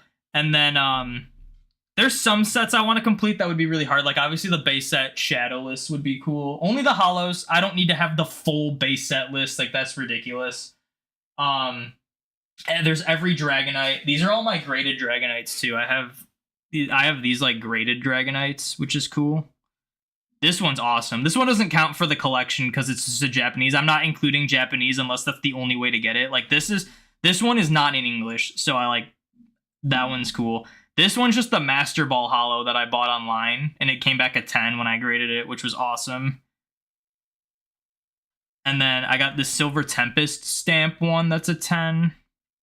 Now this GameStop one, which is a 10, and then the EB Games one got a 9. So yay. Which, to be fair, I didn't think any of these three would get 10s. But, yeah, so I got some graded... So, like, my collection, the things I like to collect are, like, all the Dragonites are cool. I want to try to get all the shiny Mew cards, which is why I wanted to pull the Mews from Paldean Fates. Because I have the Shining Mew from Shining Legends. I have the 2 Mews from Paldean Fates now. And then I have the Celebrations Mew. And then I would only need the Korokoro Shining Mew and the Gold Star one to have all of those completed. But those ones are expensive, which is why I haven't done that yet. And then, I think other than that, in terms of, like, sets of cards that I'd want to complete, I completed Celebrations. I have every Celebrations card. So, like, that's cool. I don't really go after sets, but Celebrations was a lot more approachable because there's only 50 cards in it. And then other than that, it's just, like, if I want to, like, fill out more of the Pokedex. Oh, I want to complete Evolutions. Evolutions I have a binder for. Like, Master Set, like, non-hollow, hollow, and then, like, reverse hollows and whatnot. I'm only missing a handful of cards, a lot of which I think I can get from my cousin, because I actually gave them to my cousin, and I didn't realize that they were the only ones I had. So I'm going to have to, like, probably trade back for them. And then, there'd only be a handful I'd have to buy online. But they're not even, like, expensive ones. I pulled, like, all of the expensive ones. You collect all the Execute cards? That's a crazy set. That's so random. I feel like there's a lot, though. The only expensive one is the shiny one from the Harkle era. I have a thing of, like, let's see. Let me see if I can open this up. I made a list of every Dragonite card. And as far as I'm aware, this is literally every Dragonite card that exists, including alternate holographic patterns and whatnot, and, like, reverse hollows. See if I can pull this up. I'm not going to go, like, full screen of this, but I will zoom in so it's easier to see. And then everything that's, like, highlighted green. Well, we can do 150 is fine. So, like, these are ones I have. So, like, I need the Hollow Team Rocket. And, like, ultimately, like, I have, like, everything from Gen 9 all the way to through Gen 6. I have everything from these. So, like, even, like, these ones. They're all, like, separated by sets. Like, this is Pokemon Go right here. Sword and Shield promos. Evolving Skies. And then now we're in Gen 7. Like, Unified Minds had a ton. But, like, ultimately, none of these cards were, like, I'm breaking the bank for these. I had the box that this one came in. I had to buy these two. But like, nothing has been, like, super expensive. I think the most expensive I had to pay for a Dragonite card was, like, $50-ish. and that was pretty much this one, the hollow fossil one, and then this one was like 40 something. But like the only really expensive Dragonite cards are this one, the light Dragonite from Neo Destiny. That one's like easily over 100 if you want it in good condition. This one's gonna be ridiculous. I'm too afraid to even look at the price of this one. The Dark Dragonite from Reverse Hollow from Legendary Collection. I'm like afraid to look at the price of that one because I know that one's most likely gonna be the most expensive one. This one I could see being kind of expensive, the EX one. I know this one is expensive too, but my friend actually traded me. He had one and it was like, it has like a nick in it and it's like not the best condition, but the condition he had, it was around like $60. So I gave him like $60 worth of like cards I had to trade. And then there's this one. There's a World Championship staff promo Dragonite from Legends Awakened. This one could very well be the most expensive one. So like it's gonna be like this one and then the Reverse Hollow from Legendary Collection. Those two I'm worried about. Everything else would be like, yeah, I could buy it, you know? Because everything else, like a lot of the Dragonites, like even from the older eras, like I just bought this one for $4. This, like these I could probably, like good condition, maybe like $10 for a card. Maybe. If that. Maybe like 8. Even like these ones, like Dragon Vault, like I could see like one of these being like $12 or something, like nothing super expensive. Like these ones, like this one's just a non-hollow rare. Like a lot of them are just non-hollow rares too, so it's like they're really not going to be expensive. This Supreme Victors, it's an uncommon, so like even that's going to be pretty cheap. Like I think this Crosshatch promo that I bought, I think was like $6. So like those ones are super cheap too. Like most of these are super cheap because they're either just non-hollow rares, hollow rares, or reverse hollows. And then there's like a few of these. Like these are like this one, probably not super expensive. This one, I could see it being expensive. And then there's 2 reverse hollows, even though it's the same card, but they're like numbered differently because that's how they did it back in the day. So I'd like want to get those. There's some like Japanese only ones. Like these 2 are Japan only, which I can imagine makes them not that expensive. This one I found out like after I made this whole Google Sheets. And I found out about this one like much later. So there might even be a Dragonite card that I'm just unaware of, but I'm pretty sure I have everything listed. So there's 80 total up until like, and that's including all the like different hollows and stuff. If you don't include the different hollows, like if you just include like Game Boy promo, Fossil Dragonite, Team Rocket Dragon, like one from each set like this, I'm pretty sure there's only like 38 or something. Like there's not like a ton. There's more. It's funny enough, my friend's favorite Pokemon is Dialga. And I told him, I was like, dude, what's crazy is that there's actually more Dialga cards than Dragonite cards. And he's like, are you serious? And I'm like, yeah. And the big reason for that is because of the Origin Dialga that got released in Legends. Just made a ton of them. There's a ton of different Origin form Dialgas now and like regular Dialgas. Yeah, there's like ultimately like not that many Dragonite cards. And I have more than half of them if you include all the holo foils. So that's something I've been working towards. It's like a fun little thing to do. Yeah, the staff one, like that one's going to be ridiculous. Staff one's going to be ridiculous. The alt art from Evolving Skies is beautiful. Yeah, I have that one. I bought that one. Let's see. This is actually my Dragonite pile.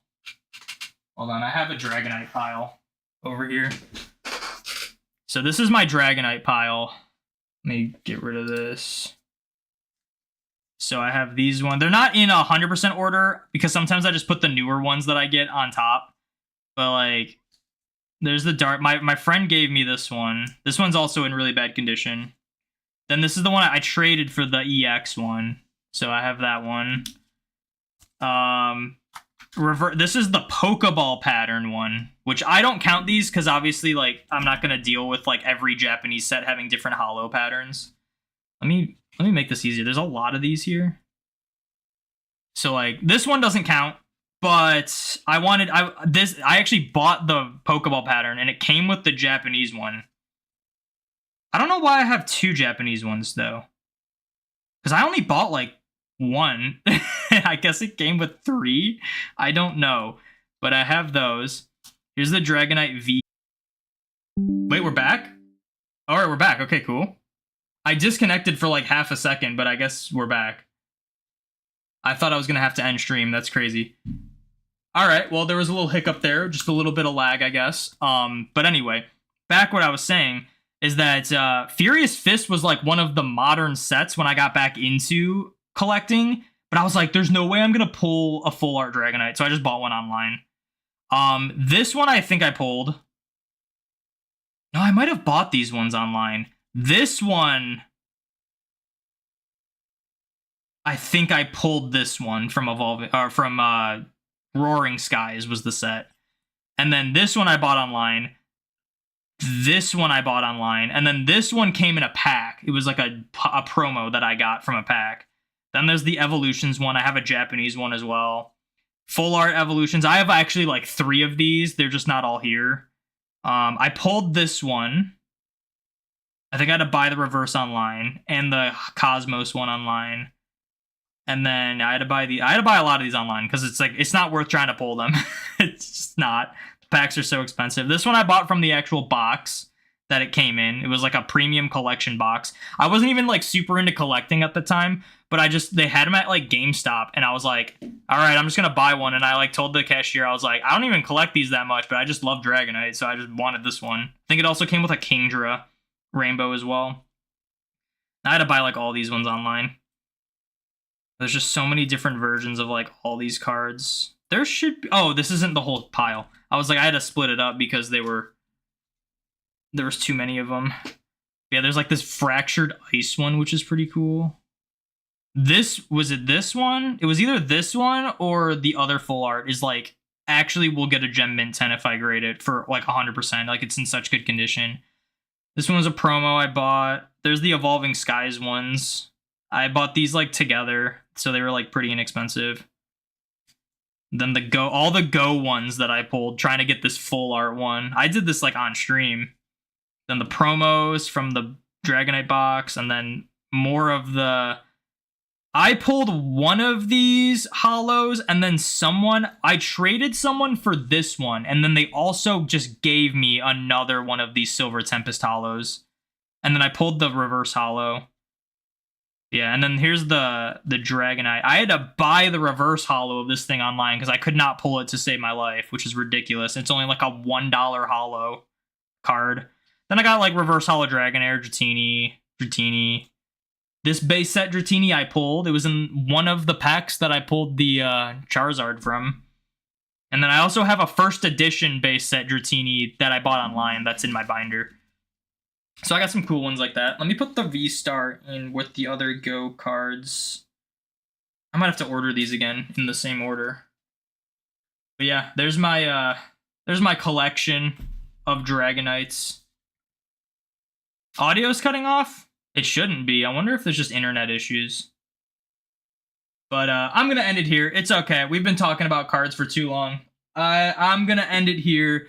That's going to be it for the stream. Thank you to everyone who tuned in, and I will see you